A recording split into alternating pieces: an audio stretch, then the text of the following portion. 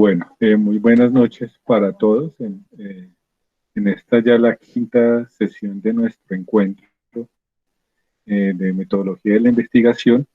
Para hoy tenemos, digamos, como dos elementos. Un primer elemento está relacionado con la contación de la presentación que hemos desarrollado en una sesión. Hoy vamos a entrarnos en lo que tiene que ver con la metodología de investigación cualitativa. Hay que decir que ya la hemos visto de alguna manera, porque pues, para poder ir construyendo las microinvestigaciones hay que generar las claridades, pero es necesario, digamos, por contenidos ahondar en ello. Hoy mi gatita está un poco cariñosa, entonces de pronto se va a cruzar por ahí en la presentación. Entonces vamos a ahondar un poco en ella, la hemos trabajado, como les digo, pues sobre todo como en elementos como de forma, pero hoy vamos a ahondar como en las categorías, profundizar. De pronto ya hemos visto algunas cosas en la plataforma. Hay un video que creo que quiero que pongamos ya para entender ello, y al final de la sesión voy a proponer pues un ejercicio de retroalimentación, como siempre, muy pensado, como lo hemos ido tratando de hacer, que piensen cada uno, todo desde las investigaciones que estamos realizando, para que pues digamos que este procedimiento sea como muy pertinente con lo que estamos haciendo, y dejar pues también una franja importante del encuentro de hoy para poder hablar alrededor de ello. Entonces voy a postar aquí mi grabación, voy a presentar mi pantalla completa un momento. No, presento aquí la pestaña para poder ir primero a mostrarles más o menos como cuál es la idea de hoy, y luego mostrarles un poco el video como para iniciar en la plataforma. Entonces, bueno, ahí ya están viendo las diapositivas.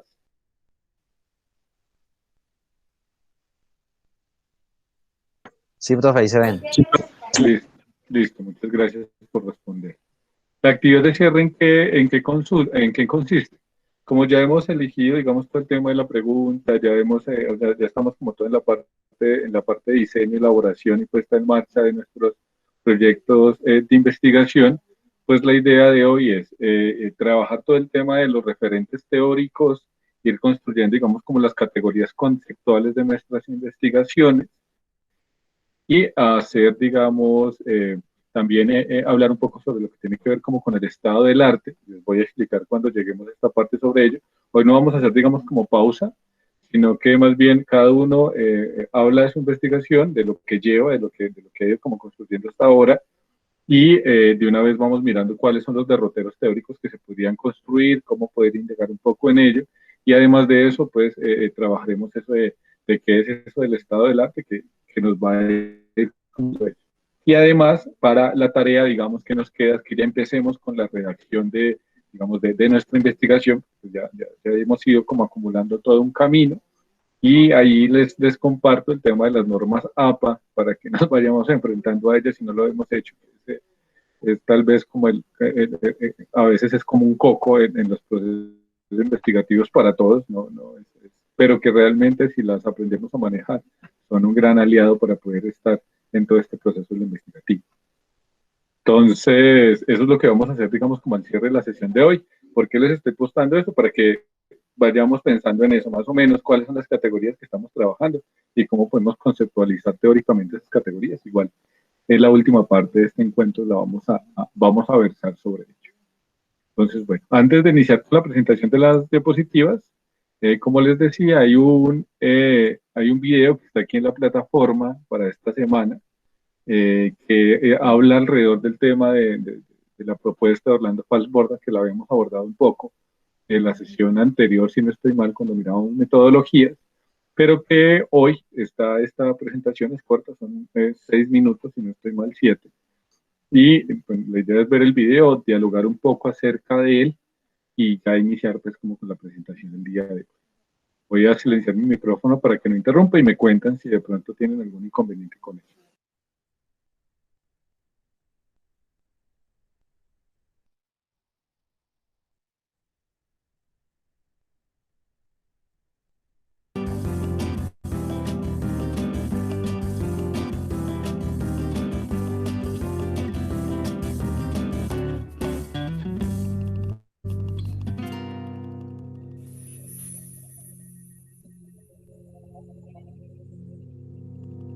Orlando Falsborda, la verdad sentipensante. El lenguaje que dice la verdad es el lenguaje sentipensante. El que es capaz de pensar sintiendo y sentir pensando. Orlando Falsborda.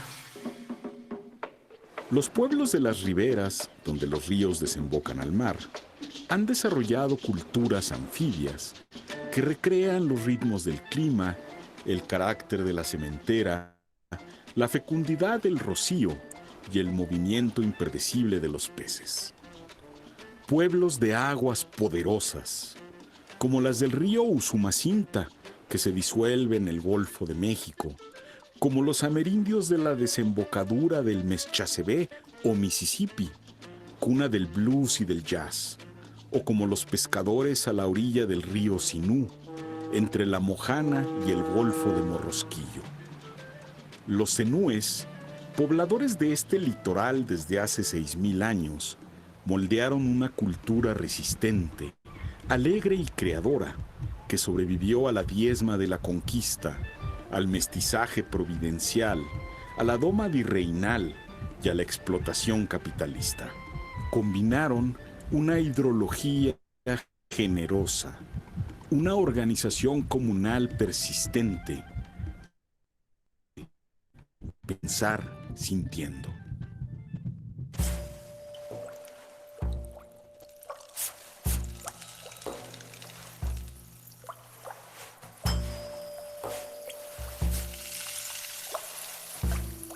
La investigación resulta vacía si no se compromete con aquello que pretende comprender, porque pronto ha de elegir ante una realidad en disputa permanente y definir una valoración ante un mundo de desequilibrios que exige caminos para alcanzar la igualdad y la justicia social. Un conocimiento capaz de romper con las ciencias sociales clásicas provenientes de los centros imperiales, que imaginan a los intelectuales fuera o adelante de la sociedad. La ciencia del investigador es solo un medio por el cual los pueblos afloran su pasado y clarifican su presente. Sin la participación popular, la investigación social pierde todo su sentido. En los caseríos y en las veredas, en las remotas selvas y entre las montañas, el conocimiento es para transformar y el saber para hallar rumbos. Las universidades y los institutos quedan alejados y ciegos. El investigador ya no es quien lleva el saber, es quien debe escuchar para comprender y procurar con el otro, con el morador, con el campesino y el pescador, producir un conocimiento que es acción y una acción que produce conocimiento. Allí, las viejas divisiones ilustradas entre el sentimiento y el pensamiento resultan extrañas, porque la vida no espera los resultados académicos para seguir su curso, ni el conocimiento puede separarse de la vida. Como enseñaron los campesinos momposinos, el conocimiento anfibio es sentipensante, el trance prodigioso de pensar sintiendo. La razón se combina con el sentimiento y produce un saber empático que al actuar aprende y al aprender actúa. Hay una tarde varada frente a un río y entre los dos un niño canta, va y viniéndose en su mecedora de bejuco. En esa tarde el huevo dorado del sol anida en los mangos de la ribera. El río es un gusano de cristal irisado. El viento despliega unas alas de nubes malvas. Es una tarde enclavada en el recodo de un tiempo que va y viene en la mecedora. Está hecha de recuerdos y deseos, pues conozco el nombre de ese río. En el Caribe colombiano, una pequeña tortuga de concha colorida se entierra a sobrevivir de sus reservas al llegar la sequía. Con paciencia, espera volver a sentir la humedad para salir a comer y a reproducirse. De la misma forma, los hombres icotea, campesinos resilientes, acuden a la puya, al vallenato, a los relatos y a la artesanía de sus manos para resistir una naturaleza que impone y un gobierno que los olvida. En esta región que acunó al padre del creador del realismo mágico, fue donde una tarde un pescador en el pueblo de Jegua le reveló a Orlando Falsborda la esencia de sus gentes, los sentipensantes. Orlando Falsborda, la verdad sentipensante. El lenguaje que dice la verdad es el lenguaje sentipensante. El que es capaz de pensar sintiendo y sentir pensando. Orlando Falsborda.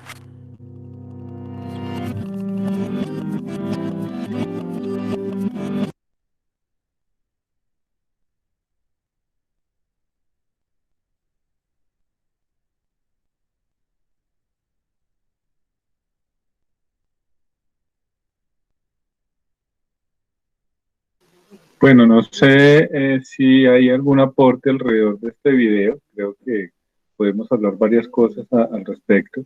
Y lo escogí porque es un video que creo que está muy centrado en lo que tiene que ver con el tipo de investigación cualitativa, pero además con la investigación, digamos, como social en Colombia, que es pues una construcción como muy diferente. No quiero como quitarles la palabra. No sé si alguno de ustedes tiene algún aporte sobre este video.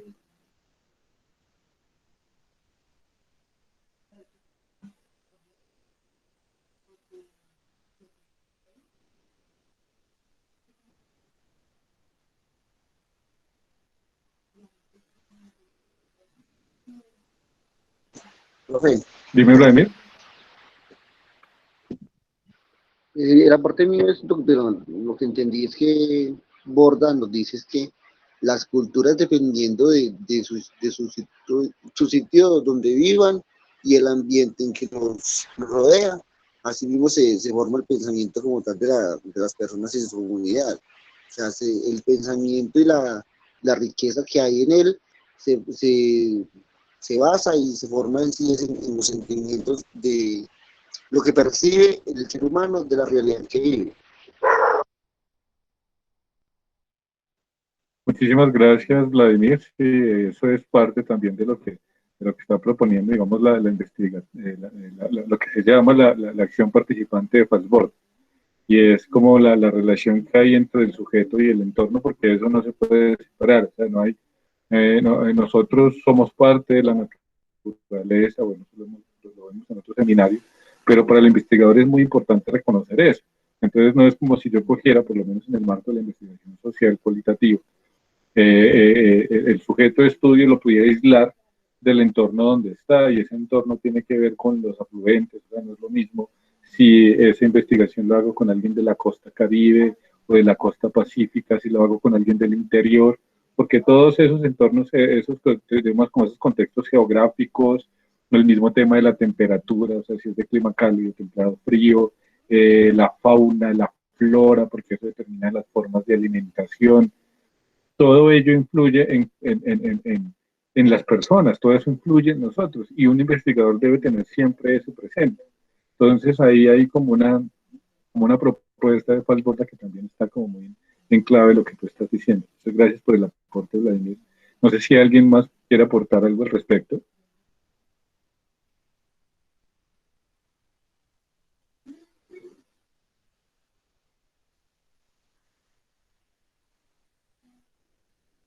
Bueno, entonces, ya como para cerrar esta parte como del video, les cuento que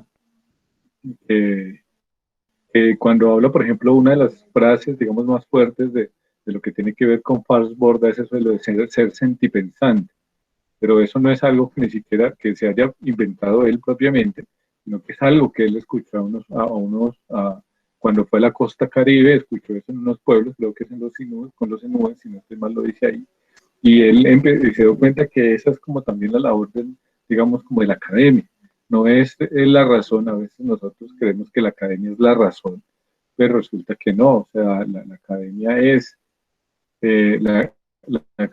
es también sentimiento, porque nosotros somos humanos, o sea, independientemente de nuestro campo profesional. Nosotros podemos ser ingenieros, podemos ser contadores, podemos ser no sé, bueno, licenciados, podemos estar en diferentes campos del saber, podemos ser matemáticos, pero independientemente de ese campo del saber, nosotros tenemos un elemento en común, es que somos humanos, y como somos humanos, somos seres sensibles, y además de eso, todo lo que nosotros lo hacemos en el marco de un entorno social. ¿Qué significa? Que, por ejemplo, si yo soy contador, eso lo hablábamos con los amigos de Contaduría Pública, pues si yo soy contador, yo no estoy trabajando con números, yo estoy trabajando en un ambiente llamado empresa, pero esa empresa tiene personas.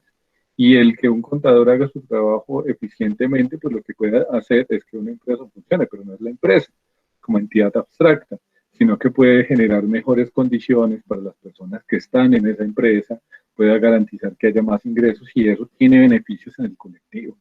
Y lo mismo pasa, por ejemplo, con nuestro entorno. Yo soy ingeniero, sí, pero pues, el ingeniero no es ingeniero digamos, por los dispositivos electrónicos, sino que es ingeniero porque está poniendo una labor y por más que esa labor esté centrada, por ejemplo, hablando de ingenieros de sistemas, esté centrada en el tema del conocimiento de ciertos dispositivos, de ciertos procesos, lo que está haciendo es construir herramientas para facilitar el encuentro tecnológico de las personas. Entonces optimizar códigos para que la gente pueda acceder más fácil a algo, la construcción de aplicaciones. Entonces todo está diseñado en función de mejorar las condiciones que tenemos nosotros con nuestro entorno.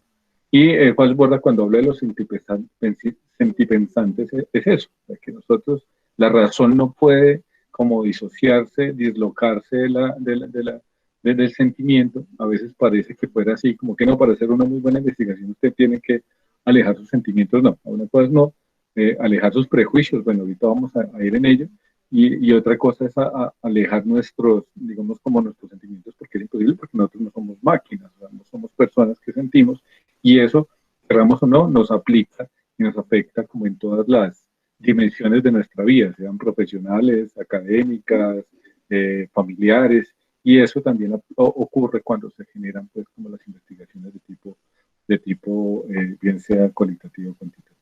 Entonces creo que hice la reflexión sobre ello, porque además Orlando Falborda saben que es uno como los grandes referentes de la investigación en Colombia. Bueno, sin más preámbulos, vamos al tema que nos compete esta noche, y es hablar de la investigación social cualitativa, perdón.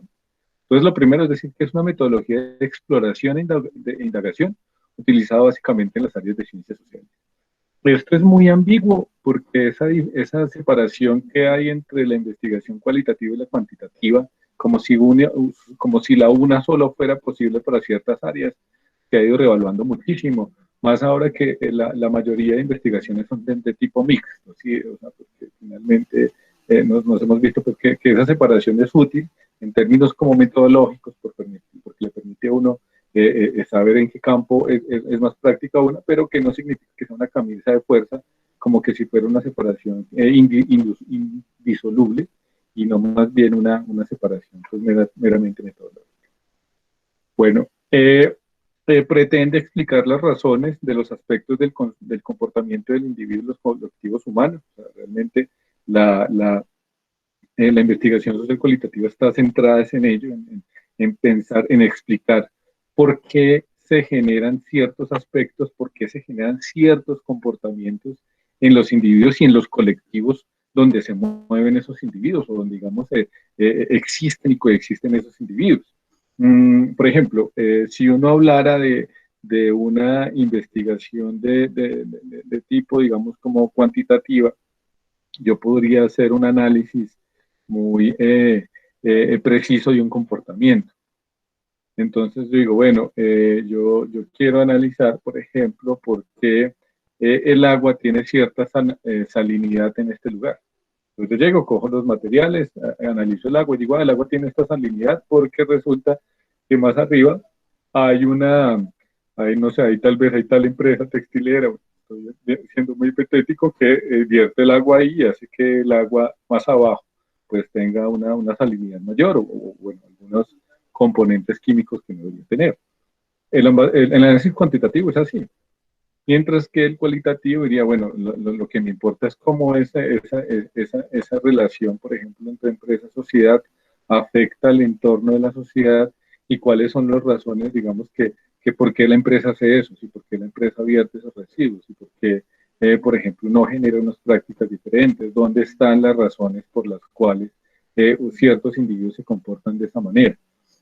Hay un tema que es un poco difícil de trabajar, del que les quiero hablar, porque me parece, digamos, como que podría explicar muy bien esto, y es que, no sé, ¿ustedes conocen el tema de la ablación femenina? ¿Han escuchado de ello? Sí, ¿Alguien escuchó? yo El sí tema de he leído algo por ahí donde le cortan la zona, o sea, la zona íntima a las mujeres. Eso es por allá de las tribus africanas y todo eso. Muchísimas gracias por tu aporte, Mauricio, pero imagínate que el tema de la ablación, Profe, Vladimir, ¿vas a decir algo? Sí, dale. tú podrías hacer el aporte que en Pueblo Rico hay un resguardo en Vera Chamí. Hay dos resguardos, Ujú. uno en Vera Sí, Chamí y otro en Vera. Y sí. allá practican la abolición del clítoris como tal en las niñas. Porque ellas piensan, la cultura piensa que la mujer no está hecha para sentir placer. Solamente es como un método para la reproducción, pero no no tienen por qué sentir placer las mujeres. Es lo que piensan los indígenas. Muchas gracias, Vladimir. Voy a hablar de este caso porque es un caso que conozco con cierta, digamos, como profundidad, además que es un tema muy difícil, sobre todo pues como para las mujeres, conocer una situación de estas. Y sí, efectivamente la ablación es un método que consiste en la extirpación del clítoris femenino, específicamente el clítoris.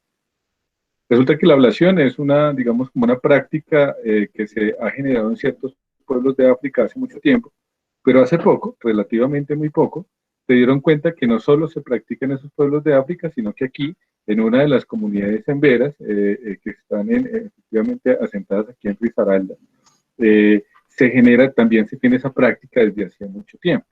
No se conocía porque resulta que, ahí, bueno, ahí voy a polemizar un poco con Vladimir, con la propuesta que estás dando, porque digamos que no se conocía hace mucho, porque es una práctica que la realizaban únicamente las mujeres de la comunidad. Apenas nacía una niña, las mujeres de la comunidad realizaban el tema de la ablación, los hombres de la comunidad no conocían esta práctica, no, por eso no es tanto de que no crean que no deben sentir placer. Y se dieron cuenta de esta práctica porque desde hacía mucho tiempo llegaban usualmente casos de niñas recién nacidas o bebés más bien, lo hacían, se supone que lo están prohibiendo hace un tiempo, lo hacían cuando las niñas iban a cumplir ciertos meses, digamos, de nacida. Pues claro, como no se hacía además con condiciones higiénicas, terminaban en infecciones y en desangramiento, entonces iban hacia el hospital, el San Jorge, aquí en Pereira se atendieron muchos casos, y empezaron a ver que eso ocurría muy frecuente, y fueron a investigar, y resulta que era una práctica pues, que se tenía ahí. ¿Y por qué conozco el caso? Porque un juez de la República, el cual, digamos, conocí hace un tiempo, y pude hablar con él con profundidad, incluso me pasó toda la documentación sobre ello, se llama Marino Arcila. Él hizo una investigación profunda. ¿Y por qué está hablando de eso? Porque es que está hablando de investigación.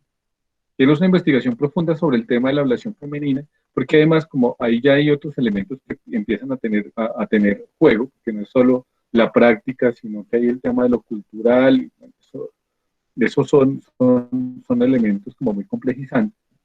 Entonces lo que hizo Marino fue hacer una investigación muy exhaustiva para ver cuáles son las razones, una investigación cualitativa, por las cuales se realizaba ello.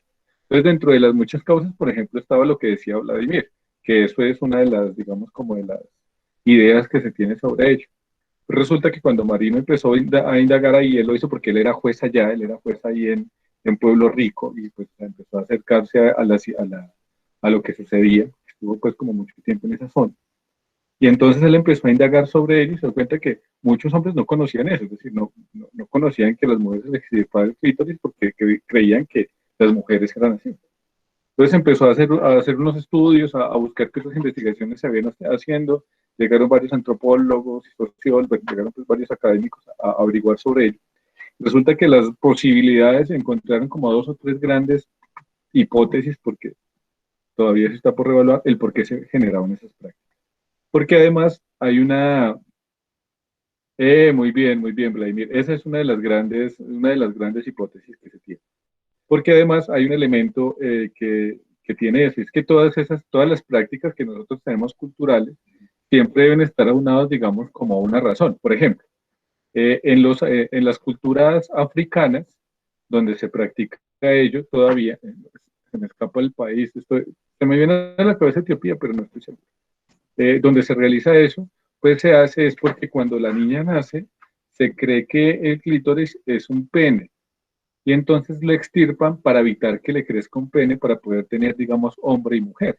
O sea, es una práctica en África que tiene una explicación, digamos, cosmológica, que tiene una explicación, digamos, desde lo mitológico.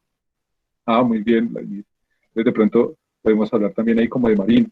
Y entonces, una de las grandes hipótesis es la que está diciendo Vladimir, y es que cuando llegaron aquí los españoles, y luego llegaron con los esclavos africanos, llegaron esclavos de esa zona, digamos, de esa zona de África donde se practicaba ello, y le legaron ese procedimiento a esos pueblos indígenas en veras, no a todos, porque además porque los emberas se dividen en varias familias. ¿Cuál es la familia específica que lo practica, Vladimir? ¿Tú qué tienes? ¿Son los chamí? ¿Son los Profe, ¿me escuchan? Sí, Profe, no recuerdo si son los chamíes o los emberas, no tengo sí, presente cuál de los dos resguardos es. sí, están los chamí y los catíos, no sé cuál de esos, pero uno de esos es el que lo practica. Bueno, ahí les debo esos de tarea. Pero resulta que entonces, No lo tengo presente. dale, muchas gracias. Igual, si algo lo Sí, averiguamos. no recuerdo ahora Dale, no, dale, ahí lo dejamos de tarea y para la próxima les traigo la respuesta específica de qué grupo lo hace. Entonces, los, los emberas, entonces, una de las grandes hipótesis es que fueron o sea, esas tribus africanas que los practican cuando llegan acá, se encontraron, además porque esa zona, Vladimir puede dar cuenta de ello, es una zona donde también conviven muchos pueblos afros, hay una tradición afro fuerte y una tradición embera, de hecho hay unos conflictos ahí tremendos, pero lo que dicen es que en cierto momento pudo ser que esos afros les legaran esa tradición a los emberas y empezaron a practicarle las mujeres emberas. Ahí tiene un elemento. ¿Y por qué se está presumiendo? Es porque es que no hay, o sea, no hay una razón mitológica por la cual se genera, como si pasa, por ejemplo, con las tribus, con los grupos étnicos africanos que dicen eso. Y otra posible causa que se encontró ahí, digamos como la otra gran tesis que se propuso, es que cuando llegaron los españoles, como muchos de los españoles estaban violando a las indígenas, empezaron a hacer eso, o sea, a hacerle la ablación a las mujeres, porque a los españoles les parecía fea, o sea, una mujer que esté así como mutilada. Entonces la mutilación era una forma de proteger, digamos, que no fueran ultrajadas por los españoles. En los pueblos indígenas eso ha pasado mucho, el tema del suicidio, el tema del alcoholismo, incluso está muy asociado a prácticas de resistencia contra la colonia española, lo que pasa es que de eso no se ha hablado tanto. Pero lo que sí queda, digamos, como muy claro, muy presente, es que o sea, esa práctica no es una práctica cultural propia de los indígenas. Entonces él hizo toda esa investigación, salieron dos o tres hipótesis más, y por lo tanto, digamos, como una sentencia para evitar que se siguiera generando esa práctica, y desde hace algún tiempo, hace unos más o menos creo que 10 años, que se ha ido como mermando para poder, digamos, como generar una mejor forma pues, de relación con las mujeres, porque además, como dice Juan Guillermo, pues bueno, como decía, es una práctica tremenda, terrible, difícil, y se ha ido cambiando, pero fíjense que la investigación cualitativa no solo se queda en el hecho, o sea, es terrible que eso suceda, pero la investigación social cualitativa tiene que mirar cuáles son las razones, porque si uno no sabe las razones, pues no puede quedarse tranquilo con ello. Entonces ahí es, por ejemplo, ese elemento de entender siempre cuáles son las causalidades, o sea, cuáles son las razones por las que se origina algo, y sobre eso pues mirar cómo pues cambiar las prácticas. Entonces, pues un ejemplo muy difícil, pero muy cercano, además porque conozco a los chamís. Muchísimas gracias, Vladimir. No los emberas cativos, sino dentro de los emberas chamís. Entonces, digamos como un ejemplo de ello, que de todas maneras tú siempre tienes que mirar como en la cualitativa el porqué. Entonces, bueno, la investigación social cualitativa se fundamenta siempre en principios hipotéticos y subjetivos. Bueno, eso también es un poco rebatible, pero digamos que siempre tiene algún paradigma de investigación, como lo vimos en la sesión pasada, pero hay muchísimos. Entonces hablamos de la fenomenología, de la hermenéutica, el desarrollo, digamos, a través de la interacción social y cómo se construyen principios de análisis alrededor de esa misma interacción. Y además que requiere de una profunda comprensión de las características del comportamiento humano en todas sus dimensiones. Volvemos ahí al tema, por ejemplo, el ejemplo de la ablación. O sea, una investigación cualitativa no se queda en el hecho, sino que trata de mirar, trata de comprender por qué, o sea, por qué sucede eso, cuáles son las razones, y sobre eso, pues, generar posibles soluciones. ¿Qué hizo el juez de la República, Marina Arcil?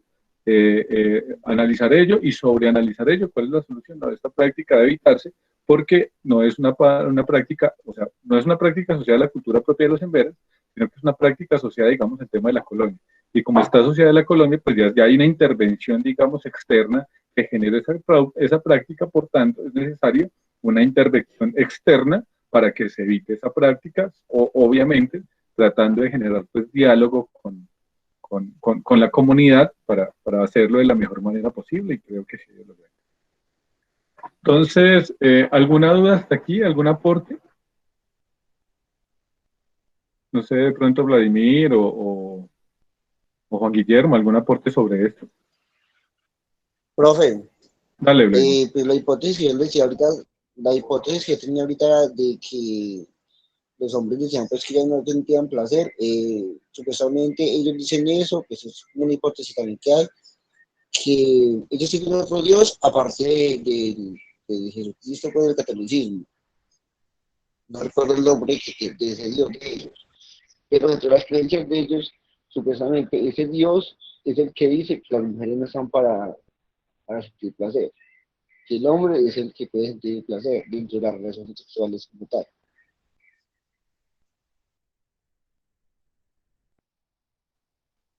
Sí, eso está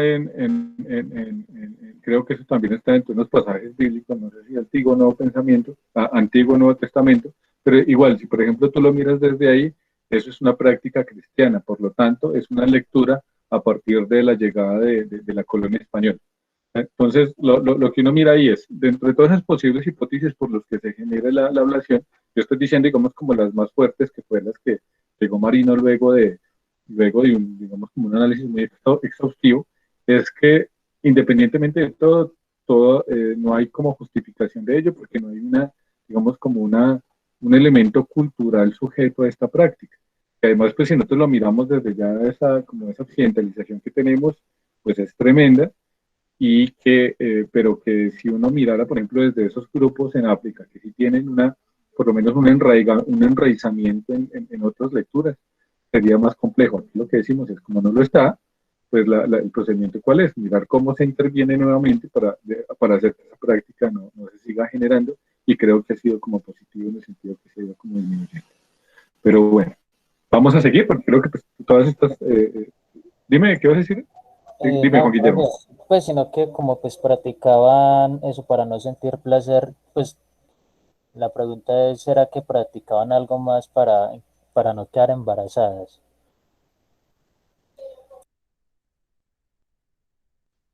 No, eso está más ligado al tema como de la dominación, o sea, es más un problema de un rol como de cierta jerarquía en el caso de las hipótesis, por ejemplo, que plantea Vladimir, porque en ellos, de hecho, está el tema de los métodos de planificación, y eso son una cosa tremenda, y como ellos, el tema de la madurez está desde la primera menstruación, hasta los 12 años ya. Antes, Dime, Vladimir. eso le iba a decir, que eso le iba a comentar, que antes, desde que una niña esté una primer, pues que no abren los óvulos de una gran embarazo, son jovencitas y con bebés. eso es, pues, eso es un tema ahí como sumamente complejo, y pues con este abandono estatal mucho más difícil, pero bueno. Ahí también es importante mirar, por ejemplo, uno como investigador cuando llega a esa comunidad, no llegar, digamos, como a satanizar lo que está sucediendo, a juzgar lo que está sucediendo, sino más bien en mirar cómo se interviene positivamente, pero adentrándose en la comunidad. O sea, la investigación social cualitativa, creo que aquí en esta parte ya se da, es que es una metodología de exploración e indagación, pues, volví a decir la misma, perdón. La investigación social cualitativa puede ser vista como un intento de obtener una comprensión profunda de significados y de definiciones, porque todos nosotros estamos significando todo el tiempo, interpretando eso que nosotros estamos viendo, de que todo lo que se hace tiene significados y tiene símbolos, por ejemplo. Entonces, ¿cuál podría ser el tema en este caso específico de la evaluación? Pues lo que estamos viendo ahí es que por ejemplo, entonces Vladimir dice, no, es que es un tema de que la mujer no tiene derecho a sentir placer. Pero hay otra investigación que dice que no, es una forma de resistencia contra la conquista española, y dicen otros, no, es un sincretismo que se generó a partir del encuentro con las comunidades africanas que llegaron acá. Entonces, fíjense que no estamos hablando de eso, que en concreto es difícil, sino en cuáles son los posibles matices o elementos que pueden construir esa práctica. Y estamos hablando de una práctica. Miremos, por ejemplo, bueno, el tema del embarazo adolescente. Entonces, porque una niña de los 11, 12 años, que para nosotros es una niña en esa cultura, es concebida, digamos, ya como una posible madre. Pues porque tienen, digamos, pero no es juzgarlo, o sea, no es juzgarlo, sino mirar cuáles son, por ejemplo, las causas de ellos sin generar prejuicios. Porque, por ejemplo, para la investigación cualitativa también es importante mirar la relación que tenemos entre sujetos, entre seres humanos y territorio. Entonces, por ejemplo, dónde están asentados esos pueblos indígenas. Mirar, por ejemplo, que los emberas no son pueblos que estén asentados históricamente ahí, sino que son pueblos que estaban más hacia lo que está en el Darién hoy, Alto Darién, o sea, ya casi hacia la frontera con Panamá, pero por cuenta de la violencia, por cuenta del conflicto, se empezaron a ir yendo hacia abajo y llegaron hasta lo que tiene que ver, digamos, como con más cerca hacia Antioquia, hacia el Chocó, y finalmente se han ido asentando en Risaralda, pero que no hace parte de digamos, como de sus tradiciones culturales. De hecho, uno va a estos resguardos en veras y no ve como esas grandes cargas que tienen muchos pueblos, pero es porque finalmente han sufrido todo un proceso de desplazamiento histórico que no les ha permitido como construir un asentamiento profundo alrededor de que han tenido que padecer todos los embates de la violencia. Y si uno suma eso, entonces el tema de cómo están redefinidas esas prácticas, los conflictos que tienen, por ejemplo, con las poblaciones afro, porque son conflictos impuestos, que es lo mismo que pasa en el Cauca, por ejemplo, que son dos poblaciones que están como que cercadas territorialmente y no les queda más sino entrar en conflictos porque están ocupando un mismo espacio. Pero todo eso, cuando uno va a hacer una investigación cualitativa, tiene que tenerlo presente.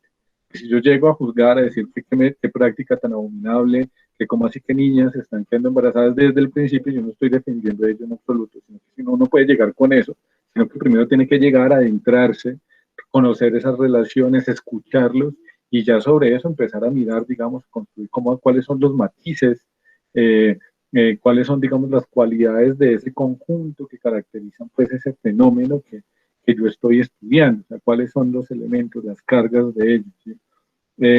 Porque además a través de ese, digamos, del método cualitativo, yo lo que hago es como a través de un concepto puedo explicar toda una realidad, o sea, puedo explicar todo un elemento como mucho más complejo. Por ejemplo, ¿qué es lo contrario al método cuantitativo? El método cuantitativo lo que busca es ya una realidad ya establecida y prueba determinado concepto sobre esa realidad. O sea, lo que hace el método cuantitativo es más bien mirar algo que ya está establecido y prueba sobre ese método ya establecido, prueba, digamos, un concepto. Y lo podemos aplicar, por ejemplo, en términos en términos empresariales. O sea, yo miro una empresa, que es una realidad ya establecida, entonces en el método cuantitativo lo que miro es, por ejemplo, cuáles son los baches contables, si yo fuera contador, o miro cuál es el problema, digamos, como en términos de de necesidades, necesidades operativas. Si yo estuviera más en la parte de la gestión logística para optimizar procesos, pero si yo estoy en la parte ingenieril, entonces miraría, por ejemplo, cuáles son las aplicaciones posibles que pueden ayudar también a optimizar procesos, a mejor canales de comunicación. Entonces, no, yo digo, no, a esta empresa le falta, por ejemplo, tener una página web que le permita tener más visibilidad, o a esta empresa le falta unos canales de comunicación internos que permitan que haya mayor fluidez entre todos digamos, la cadena de relaciones de empleados. Pero eso ya es, o sea, fíjense que lo cuantitativo, que estoy haciendo un contraste, mira, es una realidad ya establecida y prueba un determinado concepto sobre esa realidad que ya está. Mientras en lo cualitativo es al contrario. Entonces uno mira un elemento concreto, específico, y trata de explicar toda una realidad. Entonces, en lo cualitativo yo miraría, por ejemplo, cuál es cómo funciona la comunicación de la empresa, y sobre eso explico toda la realidad de la empresa. Entonces miro que no, por ejemplo, esta empresa todavía tiene muchos procesos en papel. Entonces, en lo cualitativo lo que yo hago es mirar esos, porque la empresa todavía está teniendo, digamos, como procesos de hace 20, 30 años, es decir, esta empresa es anacrónica, esta empresa está digamos, con herramientas que ya no funcionan a las necesidades de hoy. Entonces, miren que lo cualitativo y lo cuantitativo tienen, digamos, enfoques muy diferentes, porque parten usualmente de uno es inductivo. Bueno, ya voy a abordar un poco sobre el tema de lo inductivo y lo deductivo. Pero digamos que lo que hay que mirar es que siempre lo cualitativo busca un concepto, o sea, unas cualidades, mientras que el cuantitativo trata siempre de observaciones para medir, digamos, qué tan válido o no es algo que se está analizando. O sea, siempre hay una distancia mucho mayor. En lo cuantitativo una parte que ya hay una realidad dada, mientras que en lo cualitativo parto de tratar de construir esa realidad o de entender más bien esa realidad que no comprendo. ¿Sí nos queda claro esto?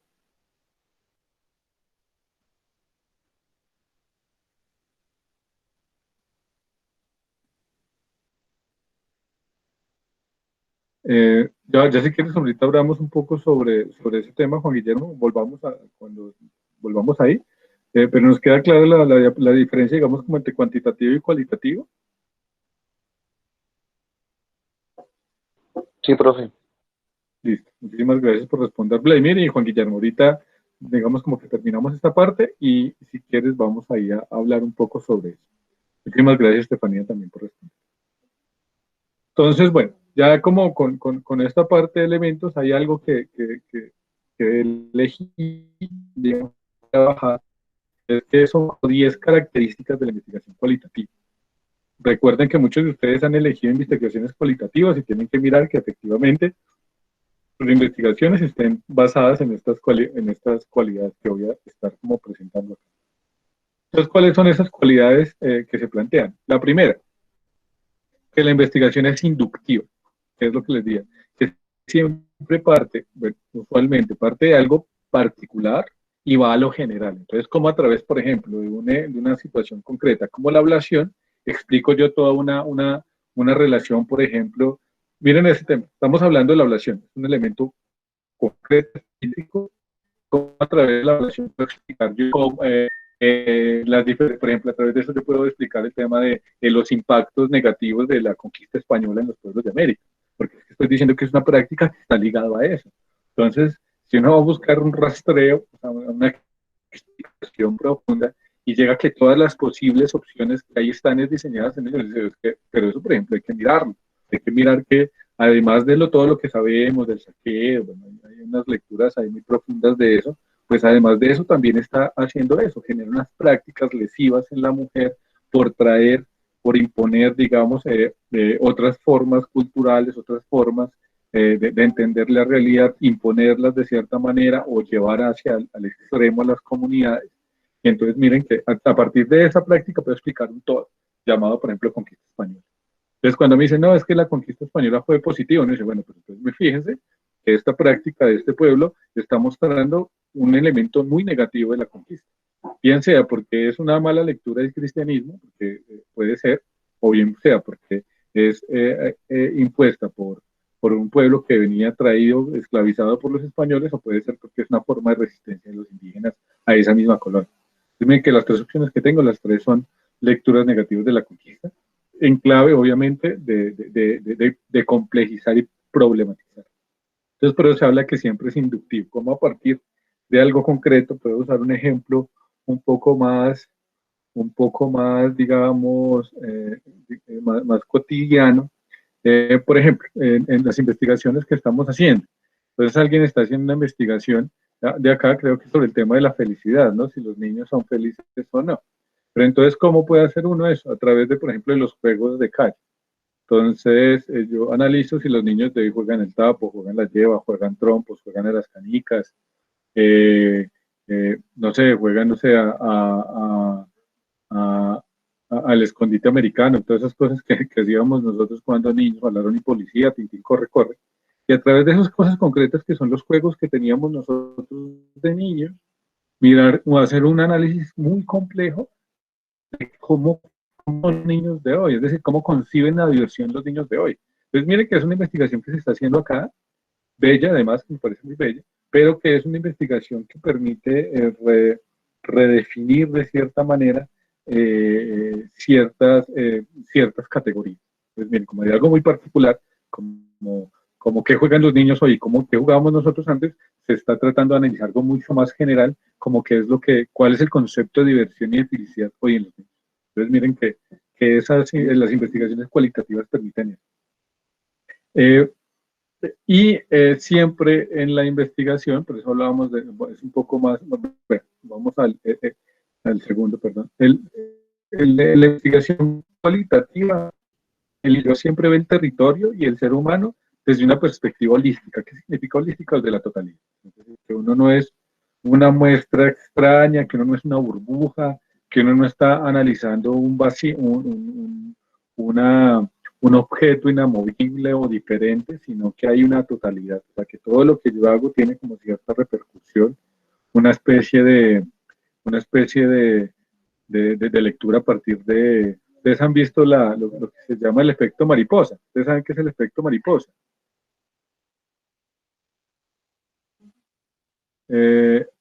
Bueno, sí, para los que no conocen qué es el efecto mariposa es digamos, una teoría que dice que la letra de mariposa puede afectar, puede generar un tsunami al otro lado del mundo. Pero lo que plantea el efecto mariposa es que todo está interrelacionado, ¿sí? Que cualquier cosa que nosotros hagamos tiene un efecto en nuestro presente, en nuestro futuro, la manera en la que yo trato a alguien, eso tiene un efecto, tiene una carga en él, y entonces cuando uno entiende eso, que todo lo que yo hago está conectado a una realidad compleja, pues también me permite tener más cuidado con qué hago y qué digo, ¿sí? Y cómo pienso que esa intervención es una intervención que puede ser como negativa. Yo les decía la semana pasada el tema de la Guajira.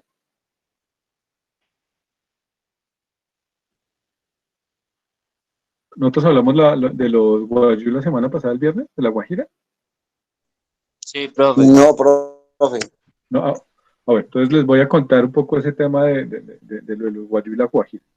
¿Qué es lo que pasa? Hay unos pueblos indígenas que se llaman los pueblos guayú, el pueblo guayú, que es un pueblo que se ha criado históricamente alrededor del tema del desierto, pero no solo alrededor del tema del desierto, sino alrededor del tema del río, que es el río Ranchería. Resulta que cuando llega la Drummond, que es esta multinacional alrededor del tema de los minerales, en especial del carbón, de Estados Unidos en los 80, usa el río Ranchería para la extracción del carbón, porque resulta que el Cerrejón, la gran reserva del mundo de carbón que está en Colombia, pues para poder explotar eso necesitan unas cantidades tremendas pero litros y litros de agua potable. Usan el río Ranchería para ello, entonces no solo contaminan el río Ranchería, sino que disminuyen el cauce, eso genera sequías, altera el ecosistema y afecta muchísimo a los guayú. Entonces uno mira ahorita los guayú y son pueblos con uno ve el tema de desnutrición de niños que se están muriendo de hambre. Pero, ¿cuál es el análisis sobre eso? Que los pueblos, que algunas intervenciones que se han diseñado sobre los guayús están pensando en sacarlos de ahí. Entonces dicen, no, pues simple, que se vayan para otro lugar, que se vayan, por ejemplo, para Maicao, o que se vayan para Riohacha, que son cascos urbanos grandes. Pero resulta que es una lectura terriblemente errónea. ¿Por qué?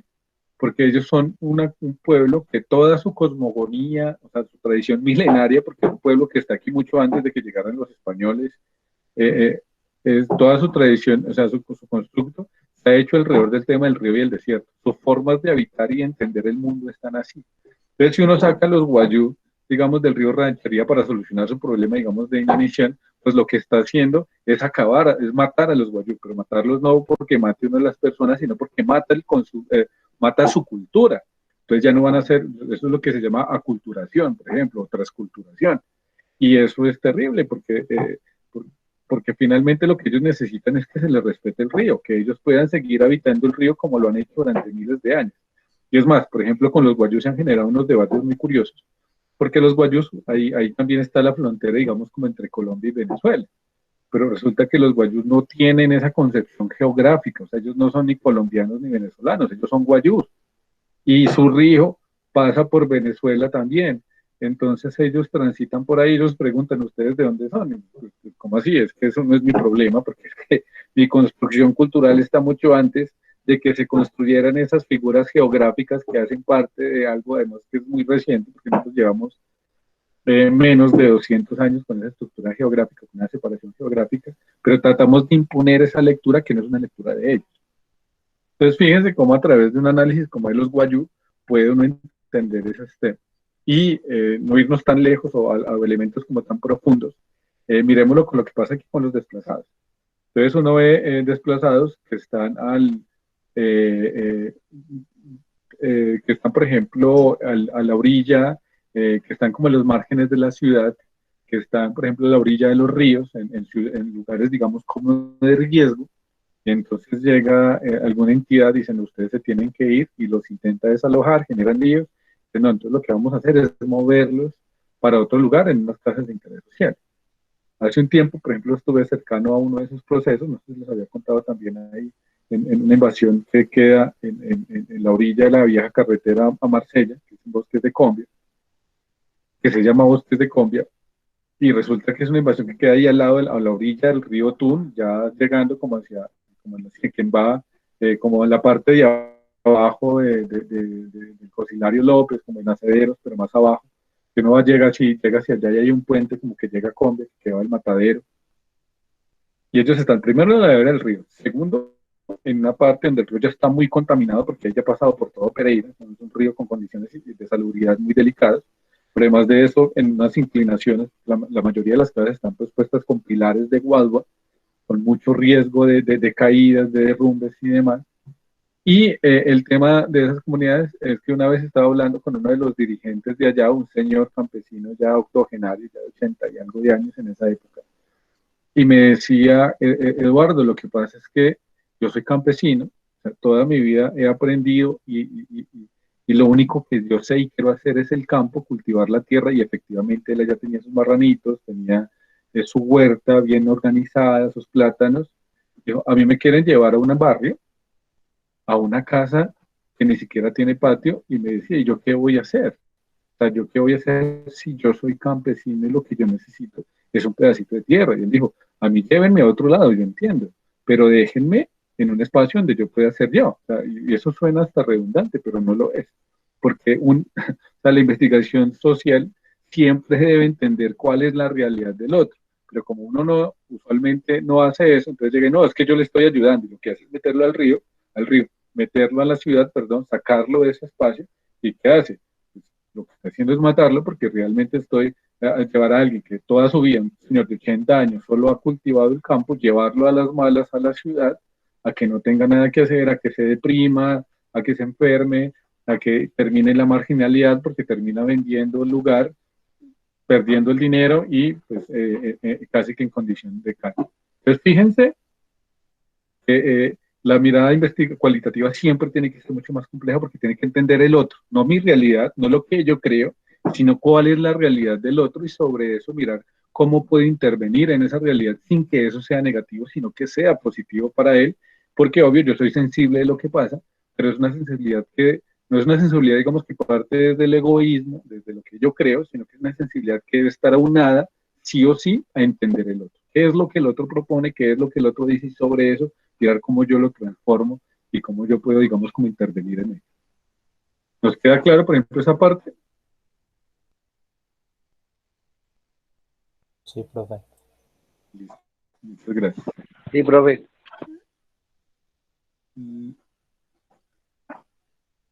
Listo. Muchas gracias. Eh, entonces, por eso es que, por ejemplo, el investigador, muchas gracias, Mauricio. Entonces, por eso es que nosotros decimos que el investigador, aquí en el quinto punto, bueno, leer el 3, que dice que los investigadores somos sensibles a los efectos, el cuarto, que los investigadores procuramos comprender a las personas dentro del escenario de vida de ellas mismas, creo que estuvo claro ello, pero además que el investigador aleja sus propios credos, convicciones, perspectivas y predisposiciones.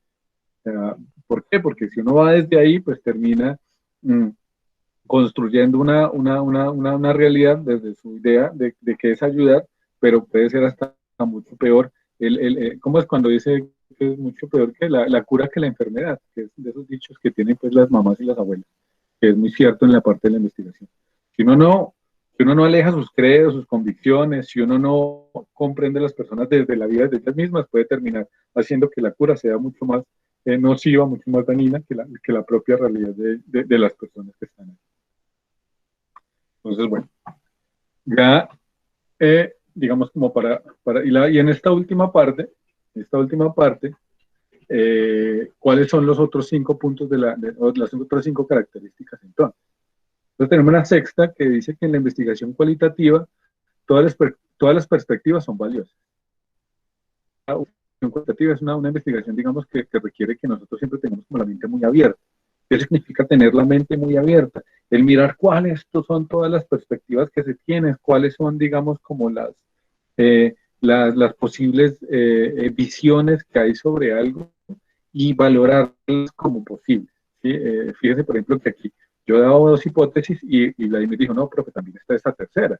Uno como investigador tiene que tenerla presente, porque lo que pasa es que no tengo una máquina del tiempo para ir hace 500, 600 años y corroborar esa información, y siempre tengo que pensar que esas otras perspectivas son válidas y son valiosas porque me pueden aportar a mí a tener una idea mucho más compleja, mucho más profunda de lo que sucede. Entonces siempre, o sea, digamos que una investigación cualitativa es una investigación que siempre tiene que tener la mente abierta.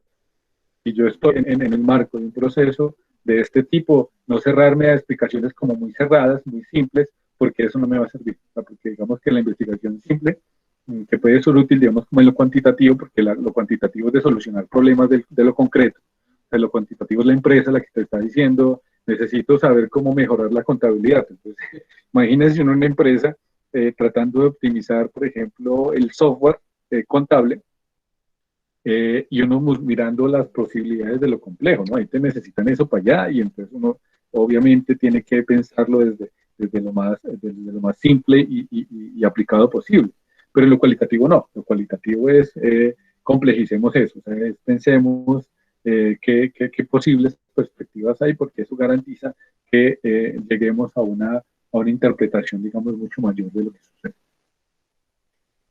Este tema de que la investigación cualitativa es humanista, bueno, eso lo hablaba de pronto un poco al principio, pero está muy ligada en eso. O sea, ¿qué significa ese tema humanista? Que la investigación cualitativa reconoce que está trabajando con seres humanos y que esos seres humanos también son valiosos, no importa su condición social, no importa su condición económica, no importa su etnia, son humanos y hay que tratarlos como tal. Y ese concepto del humanismo también nos permite entender que el investigador está en iguales con el objeto que investiga. Porque suele suceder, por ejemplo, que en muchas categorías de investigación, el investigador parece que estuviera como por encima de la población que analiza, y como si esa población fuera de una categoría inferior, o se pudiera disminuir, y eso hace que la investigación pierda, digamos, como fuerza, porque si yo disminuyo al objeto de estudio, pues resulta que hay una categoría, es que todo ejercicio de investigación cualitativa también es un ejercicio de aprendizaje. Pero si yo disminuyo digamos, a la población que estoy estudiando como algo menos, por ejemplo, como no, es que como son niños, entonces no los voy a escuchar. Pues lo que estoy haciendo es ponerle ya trabas a mi investigación, porque si yo digo que son niños y los trato como niños, que son menores en el sentido de que son menos que yo, pues lo que estoy haciendo es limitar la posibilidad de comprensión de su mundo, ¿sí? De su realidad, de cómo ellos perciben o interpretan lo que es real. Y entonces cuando hablamos del humanista es eso, es entender que todos estamos sobre el mismo, digamos, como al mismo nivel, a la misma altura, y eso me permite a mí como investigador, pues poder tener como un respeto por el otro, un acercamiento mucho más profundo a su ser, que si no tengo esa perspectiva, pues termino construyendo una imagen mucho más, digamos, bifurcada, y lo que podría pasar, una idea más desde lo que a mí me interesa, desde lo que yo creo, y no desde lo que debe ser la investigación, que es escuchar qué sucede y complejizar y problematizar eso.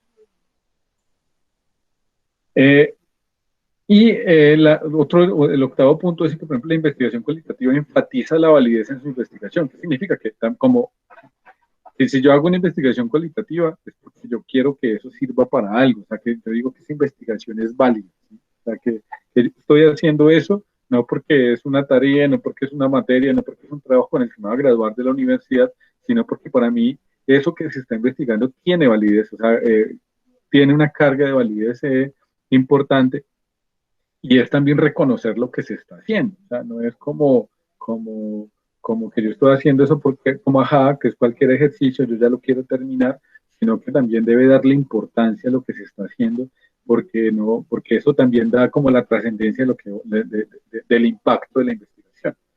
Si yo creo que yo voy a llegar a hacer cierto tipo de investigación, pero que lo que voy a hacer no tiene, digamos, validez, pues yo ya estoy partiendo de que esa investigación va a fracasar. Si yo voy a hacer algo y yo considero que eso que voy a hacer es inválido, pues yo ya casi que yo ya estoy enterrando esa investigación. Yo ya estoy diciendo que eso no va para buen puerto. Entonces siempre, por eso cuando estábamos pensando los temas de investigación en las primeras sesiones, ya estamos en la quinta, cuando estábamos en las primeras sesiones decíamos como que piensen algo que ustedes crean que les interesa y algo que ustedes crean que una pregunta, problema, un tema que les permita como ahondar en ello, pero que también les permita que va a ser válido lo que hacen, que no están perdiendo el tiempo investigando, que no están perdiendo el tiempo, digamos, construyendo encuestas, o que no están perdiendo el tiempo yendo a realizar entrevistas, sino que lo que están haciendo es importante, tiene un valor. Entonces eso es fundamental. Si yo creo que no voy a hacer algo que lo que estoy haciendo no sirve, pues mejor no hacerlo. Y 9 y 10, faltan 2. La 9 es que en la investigación cualitativa todos los escenarios y personas son dignos de estudio. Volvemos ahí. Aquí el tema no es un problema del desplazamiento, ¿no? Que es porque es habitante de calle, o porque es humilde, o porque, no sé, o porque es totalmente diferente a lo que yo concibo. Entonces yo, por ejemplo, puedo ser alguien muy creyente y entonces esa persona no cree. Eso no tiene nada que ver para la investigación cualitativa, en el sentido de que eso no le quita dignidad a la persona, ¿sí? O que entonces ese escenario donde estoy me parece que es como muy complejo, es como difícil de asir, de tocar. O sea, si tú partes desde eso también, o sea, así como es muy relacionado con lo octavo, y es que si yo considero que investigación es inválida, pues no lo hagas. Pero si tú también estás pensando que eso que estás investigando no es digno de investigar, pues tampoco lo investigues, ¿verdad? Porque una investigación debe partir de eso, de creer que lo que yo estoy haciendo lo debo hacer porque es importante. Y vuelvo, por ejemplo, aquí a esta investigación, que es porque es la que tengo más presente, no porque las otras no sean válidas o importantes, la de los niños, ¿sí? A mí esa investigación me parece que es una investigación que es digna de estudiar, porque es incluso hasta nos puede llevar a nosotros a reflexionar un poco de una manera diferente en cuál es la forma en la que nosotros concibimos la infancia y cómo se están concibiendo ahorita las infancias. Entonces, si yo no pienso eso de esa manera, sino como que no, yo voy a ir a investigar un montón de culicagados, perdona la expresión, y qué pereza, pues ya esa investigación como tal ya está perdiendo ya está perdiendo, digamos, como el horizonte, ¿sí? Y en el último, ahora sí, el último número, el 10 de esta investigación, es la que nos dice, y creo que resume también lo que se había hablado en las primeras sesiones, y es que la investigación cualitativa es un arte. Pero ¿por qué se dice que la investigación cualitativa es un arte? Bueno, no sé, si alguien me quiere aportar aquí, que estoy como en un monólogo muy largo y quiero como escuchar otras voces. ¿Por qué creen que se dice aquí el día que la investigación cualitativa es un arte?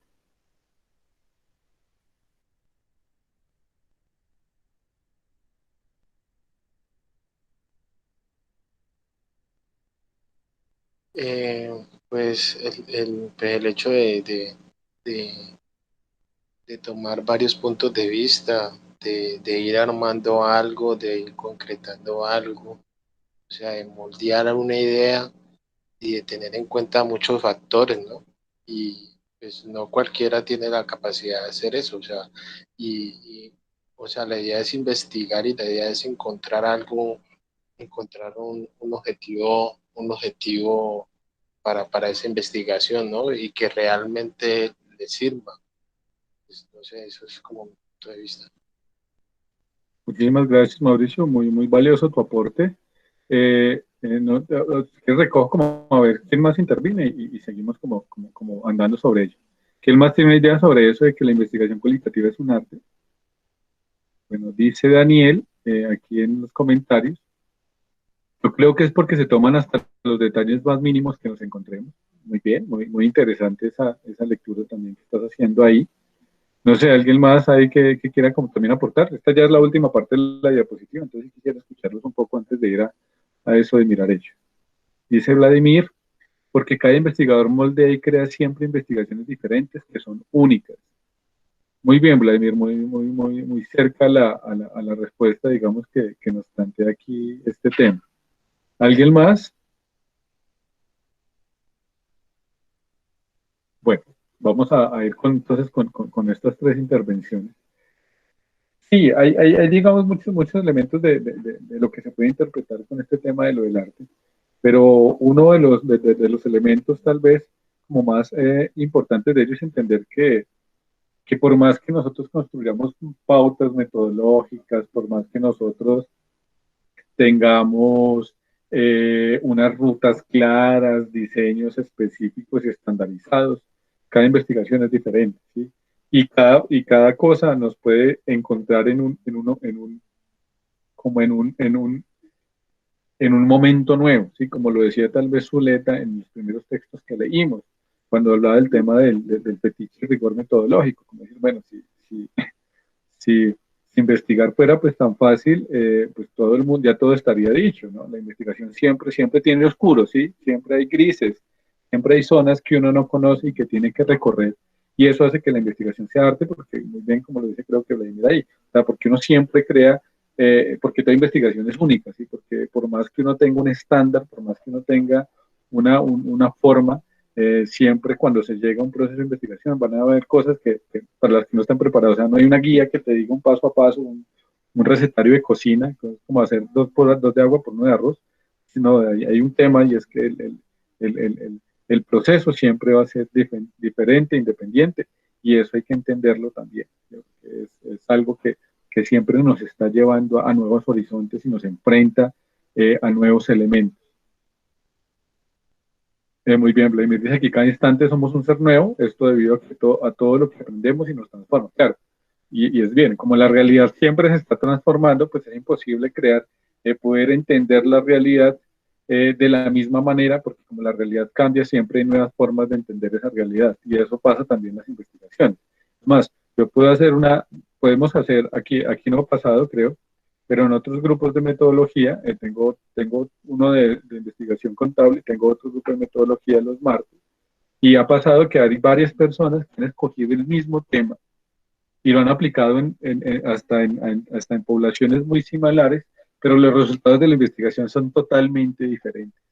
¿Por qué? Y no es que una esté correcta y otra no. O sea, aquí el problema no es compararlo como el malos y buenos, sino sino que es que hay matices diferentes. O sea, de todas maneras, por ejemplo, lo mismo que yo pregunto en Santa Rosa, en un sector clase media alta, a que lo pregunte, digamos, en Dos Quebradas, en un barrio popular, o que lo pregunte en Cuba, o que lo pregunte en la Virginia, porque eso cambia, ¿sí? O sea, no, si bien uno puede presumir o decir a partir de una investigación cosas, pues hay elementos, factores precisos de esos, digamos, como poblaciones con las que intervengo, que haga que eso cambie, que haga que esas investigaciones siempre sean únicas. Y podríamos hacerlo, podríamos coger incluso una investigación muy especial, hacer un mismo formato de preguntas y hacerlas buscando poblaciones muy similares, y nos vamos y hacemos eso, nos damos cuenta que no van a ser, digamos, como espejos de agua, o sea, no van a ser espejos, porque siempre hay matices. Uno coge a dos personas gemelas creadas exactamente igual durante todo el tiempo y se da cuenta que ahí hay dos universos, hay dos formas de ver el mundo, y si pasa así, personas similares, pues si hablamos de poblaciones, siempre vamos a decir que las investigaciones nos deben aportar algo nuevo. Pero eso es lo interesante de hacer una investigación, porque pues, si yo voy a hacer una investigación para llegar a resultados que ya todo el mundo tuvo, pues qué pereza, porque ya no tiene chiste. Entonces, de alguna manera, es que la investigación sea un arte, tal vez ya muy de lo que decía Mauricio, y,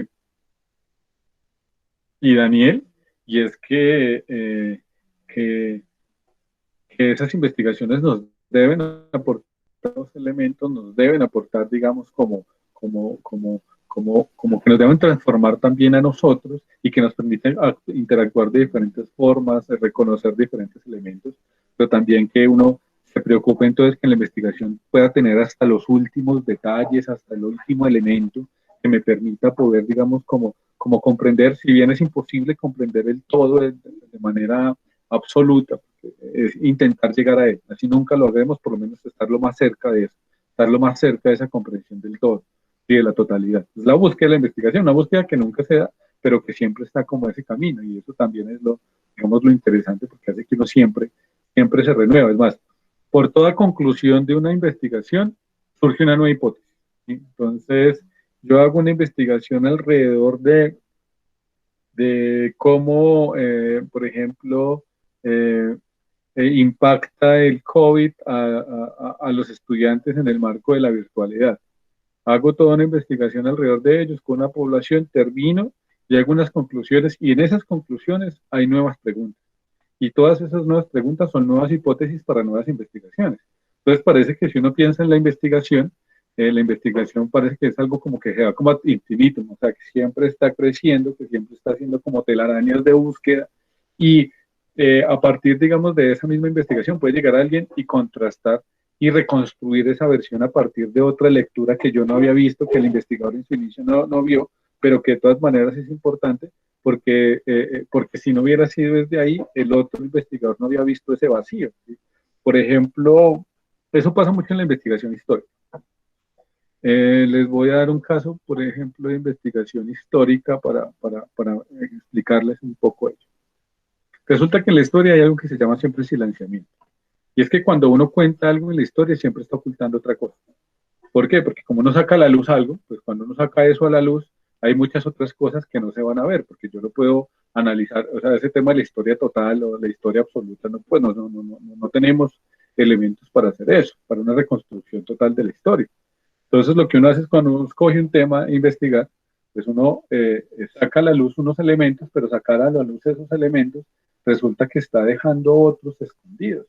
Y hoy la historia está buscando mucho eso, mucho cuáles son esos elementos ocultos de la historia que no se mostraron, estas nuevas formas, digamos, de interpretar, que hoy en el 2021 se están entendiendo de una manera diferente. Entonces, por ejemplo, el tema de Francisco Pereira, no sé si les había contado. Francisco Pereira es el prócer, o sea, es el padre fundador de Pereira, pero resulta que en las últimas investigaciones sobre él han dado cuenta de que él no es tan prócer, digamos, como nos lo habían contado en la historia formal, sino que es una historia, pues mejor dicho, hay hasta varias versiones que llegan, o sea, voy a ser un poco como prudente con lo que digo, porque eso hay que mirarlo con mucho respeto, o bueno, más bien como con mucho rigor académico, que dicen que los terrenos con los que se fundó Pereira, que donó Francisco Pereira, y por eso los llamamos así, no eran de él. O sea, él donó terrenos baldíos. Y miren que la historia está está mostrando eso, o sea, mostrando que ese gran padre fundador no era digamos, tan perfecto o tan heroico como lo habían mostrado. Y si ustedes miran como todos los discursos, todos los himnos nuestros, hay mucha historia que se está construyendo alrededor de los himnos. Entonces los himnos hablan el rezo y empuje de los titanes. Eso, ojo, que ese rezo empuje de los titanes eran colonos, pero colonos que desplazaban indígenas, colonos que estaban, digamos, de la mano de fomentar conflictos internos. O sea, entonces, cuando uno mira eso, pues, sobre ese discurso, digamos, oficial y bonito y heroico, hay ciertos elementos contradictorios. Lo que podríamos decir, por ejemplo, alrededor de la imagen de la imagen, por ejemplo, de Bolívar, de Santander, de Nariño, que son los padres, o sea, hay una edición, digamos, como heroica de ellos, pero si uno va al Pasto, pues la lectura de ellos es totalmente diferente, porque resulta que también ahí, en el marco de la guerra, se cometieron masacres, se generaron, pues, situaciones de violencia que hacen que ellos tengan otra interpretación de eso. Entonces, fíjense que, pero para poder tener una investigación contraria, siempre se necesita una investigación a la cual contradecir. Entonces, hay un discurso oficial, digamos, de Francisco Pereira y se está contradiciendo ese discurso oficial. Es más, el mismo tema, por ejemplo, de la imagen de la Pereira cívica. Es el tema de los convites, que hay como mucho orgullo con ese tema, que el aeropuerto, que el hospital. Dime, Anderson. Profe, qué pena interrumpirlo. Lo que pasa es que me van a pasar a hacerme un procedimiento y me van a dar un medicamento. Entonces, pues, me dicen que allá tengo que entrar sin teléfono y eso. Entonces, Dale. pues, por ese mismo procedimiento me tocaría entonces ausentarme de la clase. Si usted me autoriza, entonces también, de todos modos. No, no, Anderson, no hay ningún problema, claro que sí. O sea, y ojalá te vaya muy bien entonces. Un abrazo también muy fuerte. Listo, profe, mío le pague, muchas gracias. Quedo entonces atento a cualquier cosita, lo voy a estar molestando por el interno para saber entonces en qué quedaron, porque no sé hasta qué, lo que me dijeron es que de pronto se me va un poquito largo, pero no sé hasta qué tanto llegue a estar hospitalizado. Entonces cualquier Sí. cosita para poder estar también como informándolo y de pronto saber cómo vamos a proceder con lo de los trabajos y eso, listo. No, Anderson, no te preocupes. Primero tu salud. Antes nos cuentas cómo nos va y mucha fuerza. Ojalá te vaya muy bien con todo. Profe, mío le pague, muchas gracias. Buenas noches a todos, que tengan buen fin de semana. Dale, muchas gracias, igualmente. Bueno, esperemos que Anderson le vaya muy bien con este procedimiento. Pero entonces, por ejemplo, sí, entonces hay una idea de una Pereira cívica y una Pereira de los convites, donde todos de la mano iban y construían ciertas cosas. Y, por ejemplo, está John Jaime Correa, que es el director además de la maestría en historia, tiene una lectura de esa Pereira cívica, donde muestra que ese discurso del civismo también es un discurso utilizado por las élites para poder, por ejemplo, promover la separación de Caldas, para poder generar la independencia. Pero esa independencia no está pensada en lo económico, no está pensada, digamos, como en una prosperidad general, sino en cómo las élites podían construir rancho aparte y utilizaron también todo ese tema del civismo, de esa idea de la Pereira liberal, para poder, digamos, darle forma a ello. Entonces ya uno empieza a ver que ese discurso del civismo tiene sus bemoles, o sea, también tiene cuando uno dice que es el claroscuro, ¿no? Hay sus luces y sus sombras. Y miren que todo eso son investigaciones cualitativas, investigaciones que están pensando siempre en lo complejo, en cómo se construye pues desde como de múltiples versiones. Pero entonces, bueno, eso es como básicamente la parte como de la presentación de hoy. Ahora para la parte de cierre, entonces, lo que vamos a hacer en estos últimos 35 minutos es, cada uno, pues por favor, como sus exposiciones, como las investigaciones, vamos a mirar cómo va el tema del marco teórico, cómo va el tema de, de la posible, pues digamos, como de estados del arte, porque ya estamos en la quinta semana, para ir avanzando y poder entregar pues todo como bien, como para el octavo. Entonces, por favor. No sé quién quiere iniciar, igual la idea es que todos pasen porque ya estábamos ahí y quiero ir como mirando cómo va todo ese proceso. Entonces no sé quién me va a contar de primero cómo va todo.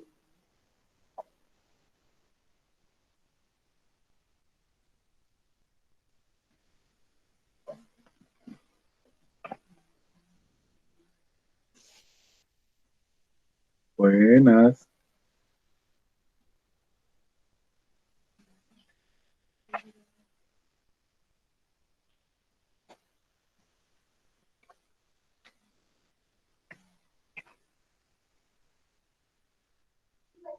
Profe, pues, Dale, por Sebastián. ejemplo, bueno, a ver, lo de la semana pasada, pues yo no tenía pues como muy claro todavía cómo era lo de las preguntas y eso, entonces pues yo lo realicé, ¿cierto? Lo de la población de muestra, pues yo lo tenía de jóvenes y adultos, ¿cierto? Jóvenes entre 14 y 26 y adultos entre 27 y 50 años. El formato de las preguntas, en su mayoría las tengo pues que sean preguntas cerradas y, y una abierta, ¿cierto? Entonces, como preguntas, tenía yo que si usted está de acuerdo con que se lleve a cabo pues el proceso de la clonación, ¿no? Si se llegara a dar. Eh, la pregunta abierta que tenía era que expresé cuál es el motivo por el que está en acuerdo o desacuerdo pues con la clonación humana. También la pregunta de que si considera que la clonación de personas acelera o ralentiza el desarrollo como sociedad. Y tengo que, si cree que la clonación afectará a la reproducción humana, ¿cierto? También, pues, como de los objetivos específicos que yo tenía, por ejemplo, según las respuestas, ¿cierto? Saber, dependiendo de la edad o del género. Entonces, esas no sé cómo esas dos preguntas, o bueno, no sé si son preguntas, cómo las anexo ahí. En eso como que me está generando complicación porque no sé cómo anexar eso a, no sé, un posible cuestionario que se vaya a hacer. Y por ejemplo, pues con lo del marco teórico, eso aún no lo tengo pues bien, pues como completo, pero Listo, no te preocupes, Sebastián, que este espacio es precisamente como para poder como aclarar eso. O sea, primero, el tema, digamos, como de lo generacional, no te preocupes. O sea, lo que tú quieres saber, por ejemplo, es una percepción que tiene la gente sobre la clonación, si está a favor o en contra. El tema del marco del rango generacional es, por ejemplo, que te va a permitir saber si qué población está de acuerdo o no con ello y si hay una población que tiene más claro el tema que la otra. Puede, por ejemplo, que usualmente los jóvenes son más abiertos a ello, estoy haciendo una hipótesis porque puede que me equivoque, puede que la población joven te diga, sí, profe, perdón. Sí, yo estoy de acuerdo con la población. Pero cuando tú preguntes qué es, si sabe qué es la población, qué es la clonación, puede que no sepa, que no tengan claro ello. Entonces, tú lo que vas a construir son como categorías. Una pregunta es, mirar, ¿qué percepción es de la clonación? Entonces, diferenciar una pregunta, ¿en qué población piensas tú hacer eso? Aparte en qué lugar específico. pues aquí en Dos Quebradas, profe, pues yo tenía pensado hacerlo pues con conocidos y demás, Ah, listo, listo. pues ¿Y a cuántas personas? por ahí entre 20 y 30 personas Bien, pero ¿lo vas a hacer con encuesta escrita o lo vas a hacer por formulario de Google? por formulario. Ah, listo. Entonces sí pueden ser 20 o 30. Porque es que hay algunos que como por las personas que entrevistan no lo hace por formulario y entonces ya ahí sí se vuelve el tema de tabular, de pasar y entonces es mejor tener una población más pequeña. Entonces, bueno, tú ya tienes eso, entonces tú vas a hacer percepción alrededor del tema de la clonación en diferentes rangos generacionales y de género en tal barrio de Dos Quebradas. Ya está el nombre de tu investigación, ¿sí? Ya está el tema. Pero entonces lo que tienes que hacer es, bueno, hay unos objetivos. Pero entonces las preguntas tú quieres conocer cuál es la percepción que tiene la gente de la clonación, si está a favor o en contra, pero también quieres saber si conocen qué es la clonación, ¿cierto? Si realmente saben qué es, a qué se refiere eso, si saben qué posibles impactos tiene, porque muchas veces no encuentran desfase, gente que está en contra y no sabe qué es, y gente que está a favor y no sabe qué es, como pasó, por ejemplo, con el tema del proceso de paz. O como pasa incluso hoy con el tema del paro, que eso también es importante para la investigación. Pero entonces, tú no te preocupes tanto por, por los datos, porque finalmente quien hace la interpretación de datos eres tú. ¿Qué significa? Entonces tú estás preguntando, ¿qué edad tiene? Le estás preguntando cuál es su género, o sea, si es hombre, si es mujer, y sobre eso, entonces, cuando tú hagas la entrevista, vas a mirar si esos datos sí te generan signos distintivos, es decir, si por ejemplo las mujeres están más están en general más de acuerdo o no que los hombres, pero eso depende de los datos que te arroje. Puede, por ejemplo, que el tema de lo generacional no te arroje ningún dato, es decir, que no sea algo más que los jóvenes no estén de acuerdo o que sean los viejos los que estén. Pero entonces tú haces esa pregunta y ya en el marco del análisis de datos tú dices, por ejemplo, en la encuesta se percibió que la mayoría de las personas de 30, el 70% de los entrevistados menos de 30 años están de acuerdo, mientras que el 90% de los entrevistados mayores de 50 a 60 años no están de acuerdo. Lo que significa que, según las cifras analizadas, hay una visión más positiva de las generaciones, de los jóvenes, de los más jóvenes, alrededor del tema de la clonación. Pero fíjate que el que está haciendo el análisis de los datos eres tú. Entonces, no te preocupes por qué te va a arrojar, sino por elaborar las preguntas y ya cuando tengas esos datos, cuando ya tengas esos resultados, pues ya ahí sí empezamos a interpretarlos, a ver qué nos está arrojando.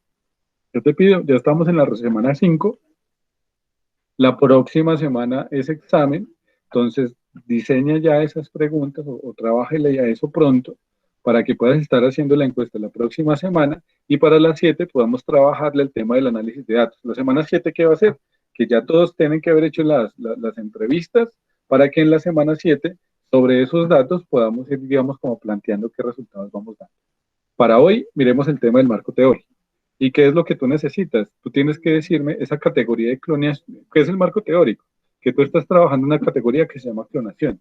Y esa categoría debe tener una teorización. Entonces, tú me tienes que decir, por ejemplo, desde dónde estás usando tú esa categoría. Es decir, tienes que buscar un autor, un libro, una investigación que diga qué es clonación y pues tú en el marco teórico que dices.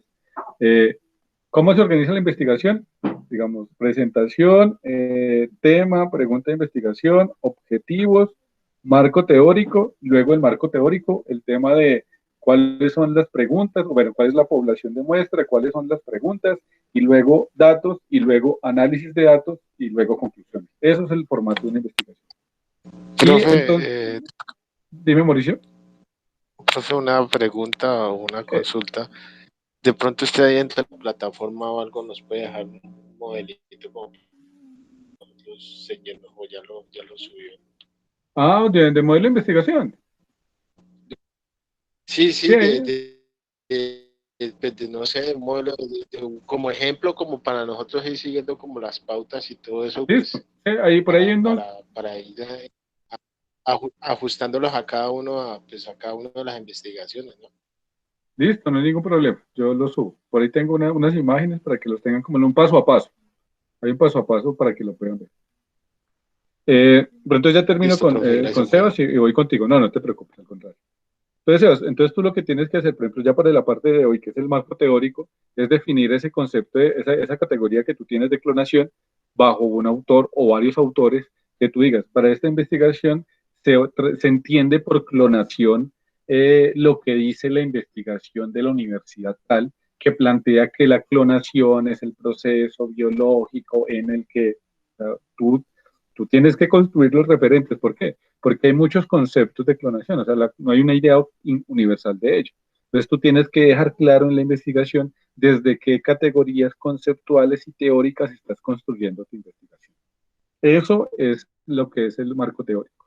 ¿Y qué es el estado del arte? Pues el estado del arte es, además del marco teórico, buscar una o dos investigaciones que se hayan hecho similares a las que tú tengas.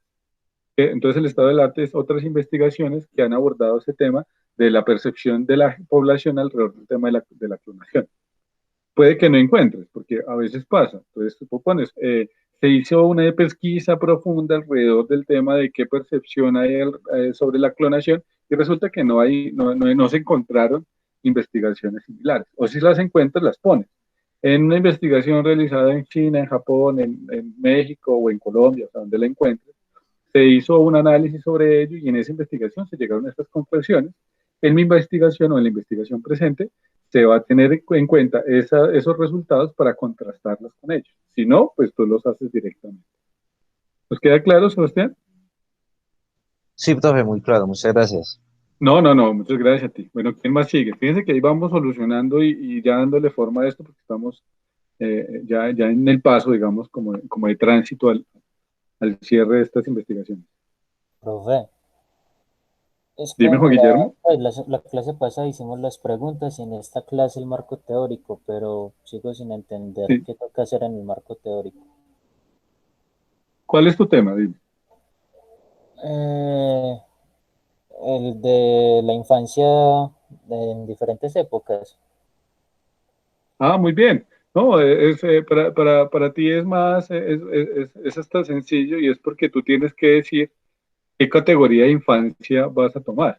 Entonces tú tienes que irte, no sé, a la UNESCO, por ejemplo, o al ICBF, y entonces dices, bueno, la investigación trata sobre la percepción o un contraste entre cómo se vivía en la infancia hace 30 años y cómo se vive hoy, bueno, hace 20 años, no recuerdo bien el marco temporal, y para ello se tiene para ello la categoría de infancia se tiene a través de lo que dice, por ejemplo, la ICBF, que dice que el infante es la persona que está entre tales edades, que tiene tales visiones, o si tú no quieres usar la de ICBF, que es tan institucional, busca de pronto algún texto que hable de qué es la infancia y trabaja sobre eso, porque es lo mismo.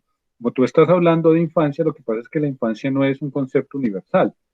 Por ejemplo, volviendo al tema de Pueblo Rico, de los emberas. Para los emberas, la infancia de la mujer termina con la menarquía, es decir, cuando tiene el primer periodo.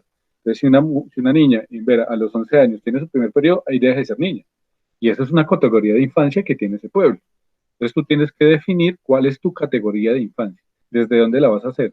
Si desde el ICBF, desde la UNESCO, desde algún libro de psicología que te dice que la infancia es eso, y lo que haces es ponerlo. Y tú lo que haces es citarlo, o sea, no te tienes que decir, para esta investigación, la categoría de infancia se va a hacer desde lo que plantea tal institución o puedes contrastarlo también, puedes poner varias ideas que hay desde infancia y decir, están estos elementos alrededor del concepto de infancia, estos, para esta investigación se va a tener presente o se van a tener presente los tres. Eso ya lo decides tú. Profe, y otra pregunta, por ejemplo, esas preguntas que hicimos la clase pasada, ¿ya hay que realizarlas o en la próxima clase o hay que empezar desde ya o qué? No, sí, Juan Guillermo, la idea es que ya inicien, porque la próxima clase es examen. ¿Sí? Entonces, la próxima clase tenemos un ratico para mirar cómo nos fue con esta parte, porque esta parte también ya tiene que estar lista. Una hora para el examen y ya la siguiente semana es la séptima. O sea, ya para la siguiente semana, o sea, para la séptima, ya tenemos es que mirar con todos los datos que les arrojaron las investigaciones, hacer un poco el análisis de esos resultados para que en la semana octava entreguemos. Entonces, fíjate que ya me... Profe, y poner, por ejemplo, todas esas preguntas que nosotros vamos a realizar, la respuesta, ponemos la pregunta y la respuesta en un documento en Word de cada uno o cómo es. Como les parece más fácil, como les quede más fácil, Juan Guillermo, porque ustedes van a hacer análisis de esos datos. Por ejemplo, a mí el tema del formulario de Google Docs, si lo pueden hacer, me parece muy bueno, porque es que el formulario de una vez le saca estadísticas. Entonces ya ustedes o sea, ustedes las preguntas las pasan al formulario y cuando ustedes les dan enter, el formulario una vez le está volviendo todo esos datos. Lo mismo lo pueden hacer de pronto, por ejemplo, en un Excel la hoja de cálculo del Drive también les hace eso. Entonces busquen pasar esos datos de una vez a una herramienta que les permite ir arrojando, les permite ir arrojando gráficas, porque además, y muy en la clave también de lo que me preguntaba Sebastián, cuando ustedes ya van viendo datos, pues resulta que esos datos ya les va a ustedes generando, ya ustedes van interpretando esos mismos datos y ustedes van pensando en qué pueden concluir de ello o qué pueden interpretar de ello.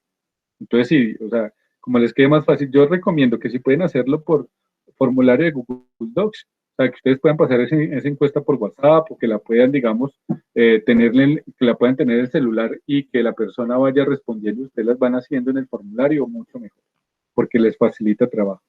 Ustedes las hacen en un cuaderno o digan que se las hacen en Word, pues resulta que tienen que pasar de Word luego a Excel y luego de Excel, pues entonces creo que es más rápido hacerlo de una vez así. Profe, una pregunta. Dale, espérame un segundo, Estefanía. ¿Ya algo más, Juan Guillermo? No, profe, muchas gracias. Listo, no, muchas gracias a ti, espero que sigamos. Dale, Estefanía. Profe, yo ya hice unas poquitas preguntas y lo realicé en el formulario de Google. Sí. Pero entonces quería saber si lo puedo hacer puedo hacer el cuestionario, ya que usted me había recomendado que hiciera la entrevista, sino que me queda un poco complicado por el tema laboral.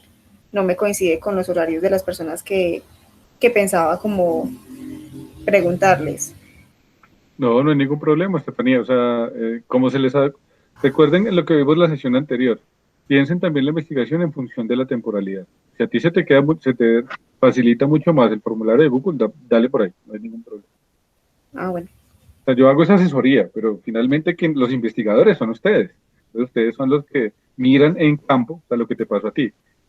Habíamos dicho que era mejor la entrevista, pero tú estás viendo ya en campo que es mucho más fácil el formulario de Google 2, ve con él. Y Estefanía, ¿y para el marco teórico? Profe, y con el marco teórico sí me siento un poquito enredada. ¿Cuál es tu tema? Sobre la inteligencia artificial. No, pero ese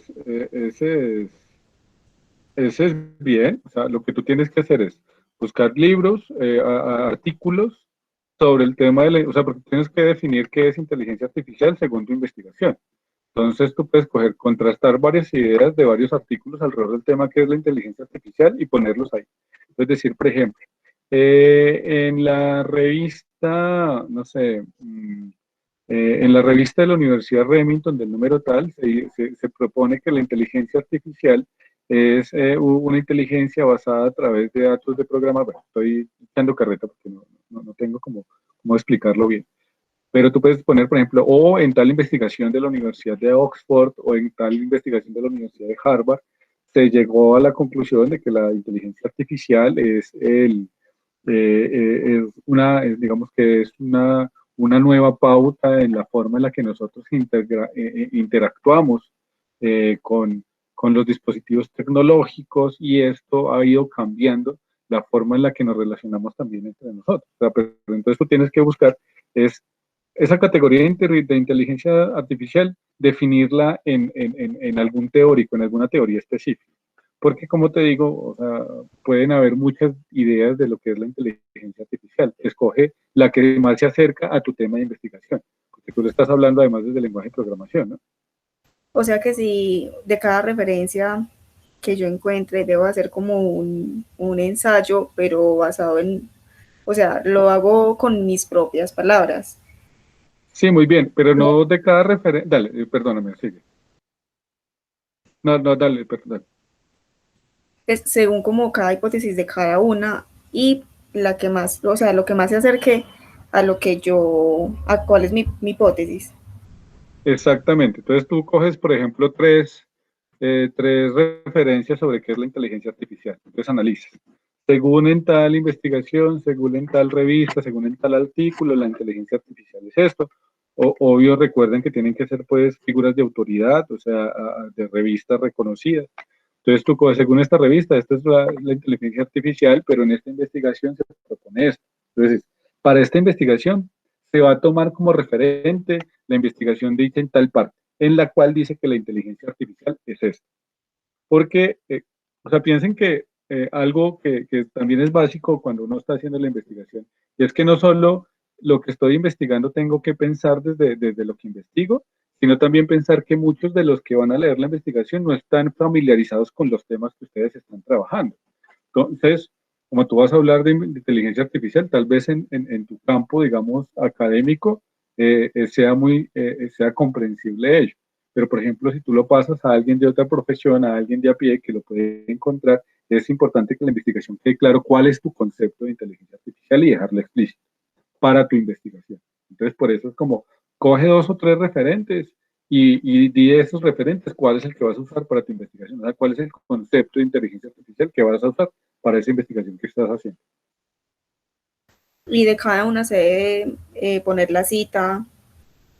Sí, pero lo mencionas, o sea, el marco teórico para esta investigación pequeña, porque no es una investigación grande, va a ser de 2 páginas máximo. Y entonces tú hacer el comentario, decir esto y o sea, poner, digamos, las 2 o 3 investigaciones con comentarios muy cortos, y la que tú sí vas a usar a ese, y sí, ya en tus palabras dices, bueno, esta investigación va a ser la que se va a usar para el concepto de categoría, para la categoría de inteligencia artificial, porque a criterio de la investigadora esta interpretación es una interpretación mucho más profunda de lo que es la inteligencia artificial, está mucho más cerca, digamos, a un análisis cercano a los objetivos de este proceso y ya, cierras ahí. Es como que cada uno en su investigación tenga claro eso, cuál va a ser el derrotero teórico, así es como se le dice, que nos va a servir a nosotros como base, como soporte para lo que estamos investigando. Es así. Profe, qué pena ahí interrumpirlo. Dime, Mauricio. Entonces, en ese orden de idea, cuando nos habla de marco teórico, es de pronto basar nuestra investigación en otras investigaciones, o sea, buscar artículos o algo acerca de alguna otra investigación que se ha hecho referente al tema de nosotros y a partir de ahí comenzar a construir la de nosotros. No, bueno, más o menos. Lo que tú estás diciendo se llama estado del arte. O sea, el estado del arte es eso, son las otras investigaciones similares a las nuestras que nos permiten, digamos, como tener un marco referencial para lo que estamos haciendo. Sin embargo, el marco teórico, más que otras investigaciones, son los conceptos teóricos que me sirven a mí para definir lo que yo estoy haciendo. No necesariamente investigaciones. Por ejemplo, el tema de inteligencia artificial, yo no estoy necesariamente buscando investigaciones alrededor del tema de la inteligencia artificial, sino teorización alrededor del tema de la inteligencia artificial. ¿Sí te queda claro, Mauricio? Listo, sí, sí, señor, sí, señor. Listo, por ejemplo, para tu tema, ¿cómo es? Pues lo que yo tengo en este momento es el tema de... Perdóname un momento. Estefanía, ¿todo claro? Sí, señor. Listo, gracias. Qué pena, dale, perdona. Sí, no, qué pena, es que ahora sí, Mauricio, perdón. Lo que yo tengo es acerca de lo de la firma del proceso de paz. Y pues inicialmente hace 8 días que hemos hablado, usted me dijo que tocaba que cambiar algunas preguntas, que ser un poquito más conciso, ¿no? Porque las estaba lanzando muy abiertas. Que fuera de 3 a 4 preguntas, pues ya las tengo formuladas. Pero entonces, cuando me hablaba del tema del marco teórico, yo estaba buscando y busqué en internet, y obviamente en internet pues uno se descarga todo ¿cómo es que se llama? El proceso de la firma del acuerdo de paz, ¿ya? Sí. Pero entonces toca que comenzar a ir buscando otros puntos de vista de otros artículos y todo eso, porque es que lo que encontré solamente habla es del acuerdo, no habla del conjunto acerca de qué ha pasado después de ese proceso de paz.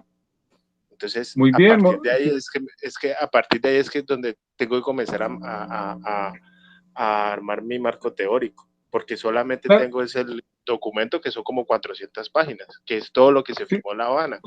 Pero toca que comenzar a ir buscando las opiniones de otros expertos, de politólogos, de veedores internacionales y todo eso. Eso es lo que me toca que comenzar a ir para pues estructurar la investigación y hacer ya ahí sí darle el enfoque a las preguntas.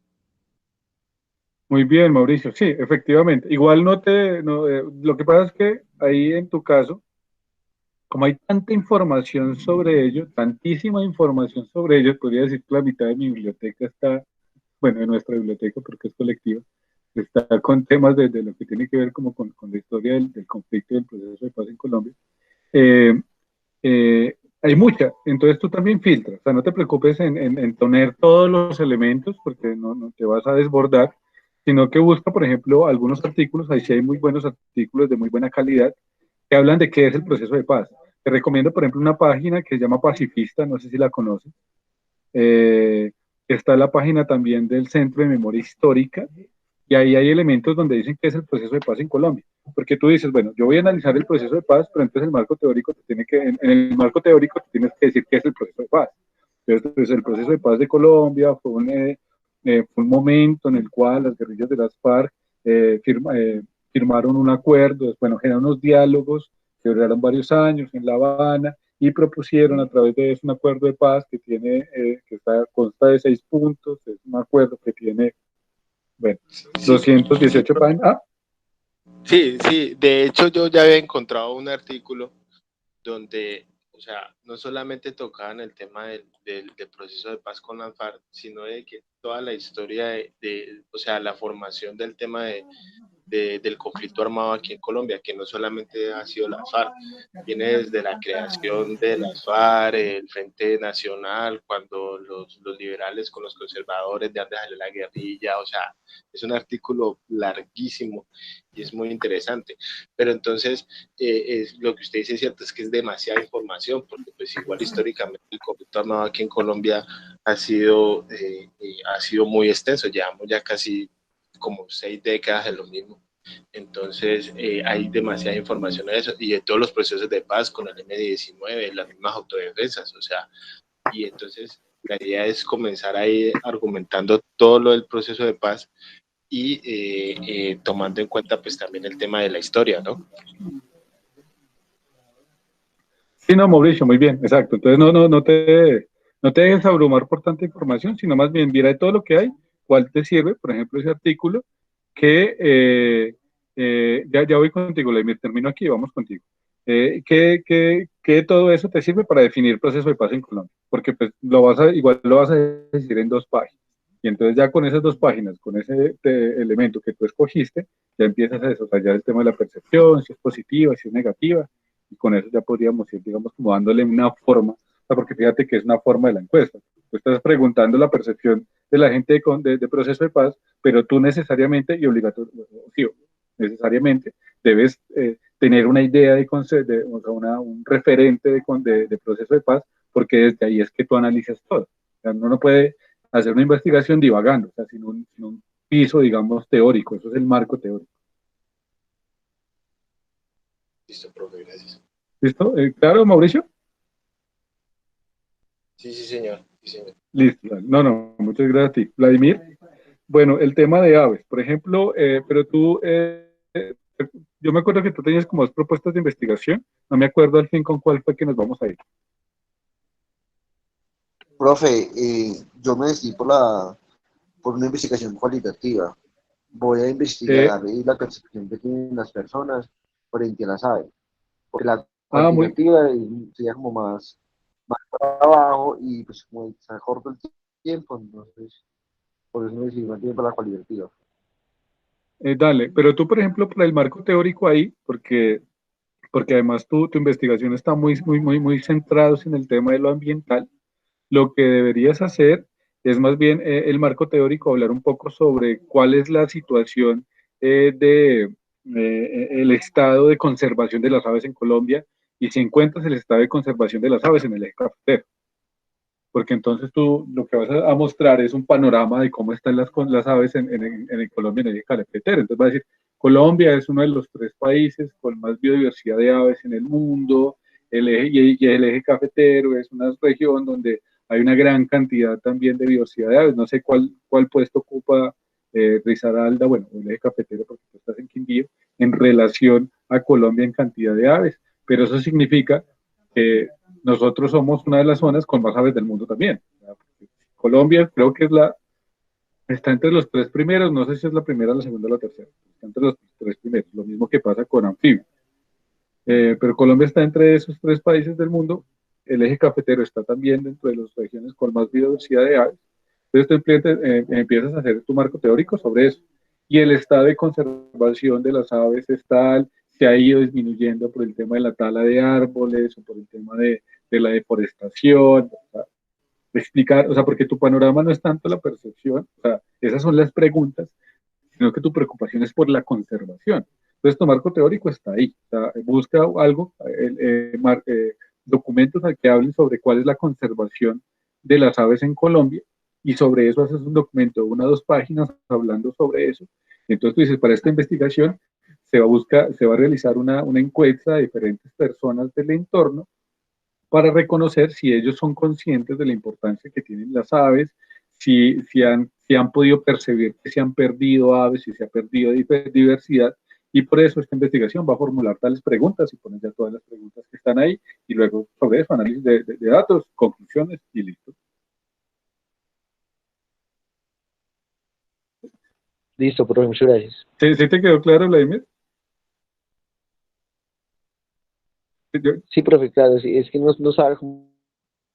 Dale, no tenía como presente en qué basarme para ¿Me escucha, Sí, sí, te escucho perfectamente. profe?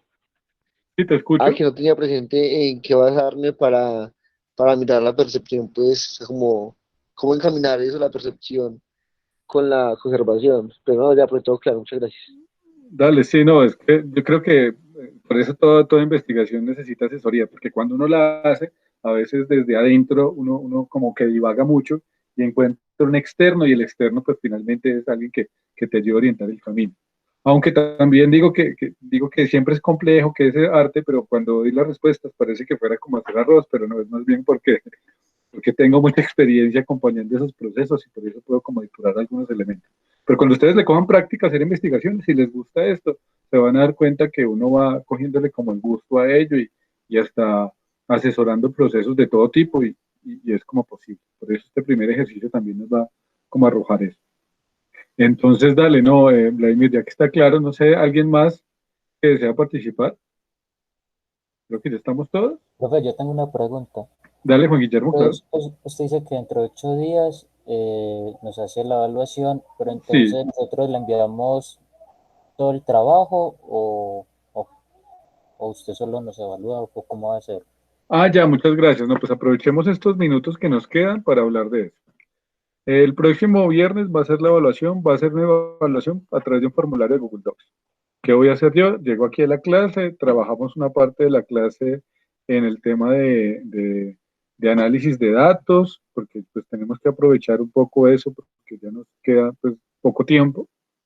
Y por lo menos una hora del examen, no, perdón, por lo menos una hora del encuentro, lo voy a dar para que se realice el examen. Yo les paso el link de Google Docs, el link de Google Docs, para que lo resuelvan y tienen, digamos, y como hasta el cierre de la clase para hacerlo. Les digo que pues va a ser un examen que va a tener que va a estar totalmente unido a lo que hemos visto en todas estas clases. Miren las diapositivas, miren los textos que se han puesto, miren el texto de Stanislao, miren, pues, digamos, o sea, no se va a preguntar absolutamente nada que no se haya visto acá. Y además tampoco pues, va a ser un examen así como de memoria exhaustiva, va a ser sobre todo de preguntas cerradas, una que otra abierta. Mm, la idea es que como que ocupen bien el tiempo para hacerlo, pues que no van a estar corriendo, pero sí que lo puedan pues hacer de manera pausada, pero constante. Y ya, pues es como eso. Para mí, como ustedes saben, la evaluación siempre es mucho más cualitativa. A mí no me gusta, para mí el tema del número y la anotación numérica solo es una forma de tratar de darle un significado a un proceso, porque la evaluación realmente es un proceso que evalúa el aprendizaje, no es el número. Entonces, creo que para mí el tema de la ficha de lectura, para mí el tema de lo que nos arroje el resultado de la semana 8, pero sobre todo lo que hemos ido haciendo sesión a sesión, es lo que va a medir como la gran,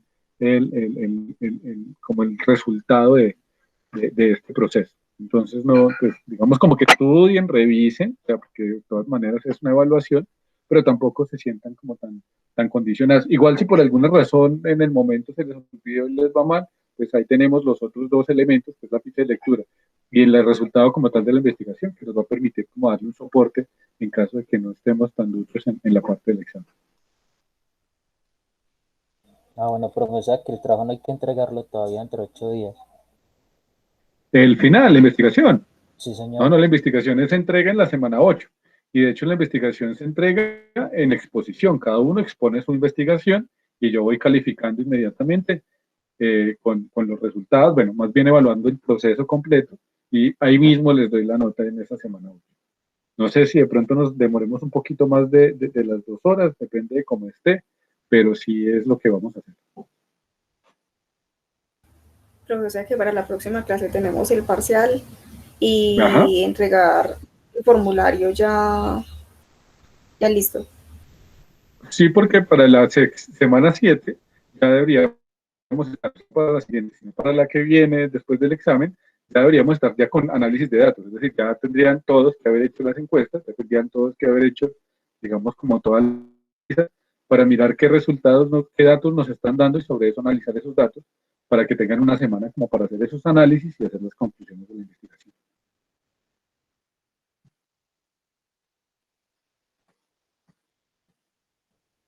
¿Sí te queda claro, Estefanía? Listo, profe. Dale. Profe, ¿ya llama lista? O... Sí, no, yo al principio, pues lo que pasa es que como yo llamo a lista, usualmente mientras participan. Entonces yo las voy llenando también como en el proceso porque les pongo de una vez la participación. Ah, bueno, gracias, profe. No, no, no, muchas gracias a ti, Juan Guillermo, por preguntar, porque a veces a uno se le olvida, se complica. Pero bueno, entonces no, ya son las 8:30 de la noche. Creo que fue una sesión muy productiva, sobre todo porque he visto un avance muy importante en sus investigaciones. Realmente quiero felicitarlos a todos porque creo que ese primer ejercicio de la primera semana a hoy ya hay un avance grande en cada uno. Hemos ido pues como caminando lento, pero seguro, como dicen, sin afanes, pero como mostrando cosas y tengo como muchas expectativas de ver qué se está generando. Lo otro que les digo es tampoco, creo que se los he dicho ya varias veces, no tengan miedo a equivocarse, no tengan miedo que de pronto la investigación no me va a dar, porque precisamente este espacio es para eso, podemos aprender del fracaso.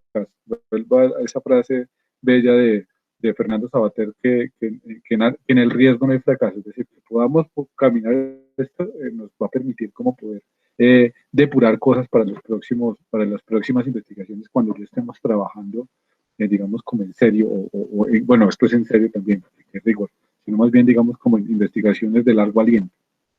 Entonces, no, eso primero como felicitarlos por lo que vamos haciendo y espero que nos vaya muy bien con ello. Cualquier cosa, pues ahí estoy como dentro de lo posible. Este fin de semana leo todas las fichas y este fin de semana mismo les subo las notas de ese primer examen para cuando tengamos el otro, ya podamos ir mirando como ese avance. Bueno, voy a partir de tener la grabación. Y no, feliz de ese fin de semana para todos y nos vemos dentro de 8 días. Muchas gracias, Gracias, profe. Que profe. tengan Feliz un fin de buen fin semana. de semana.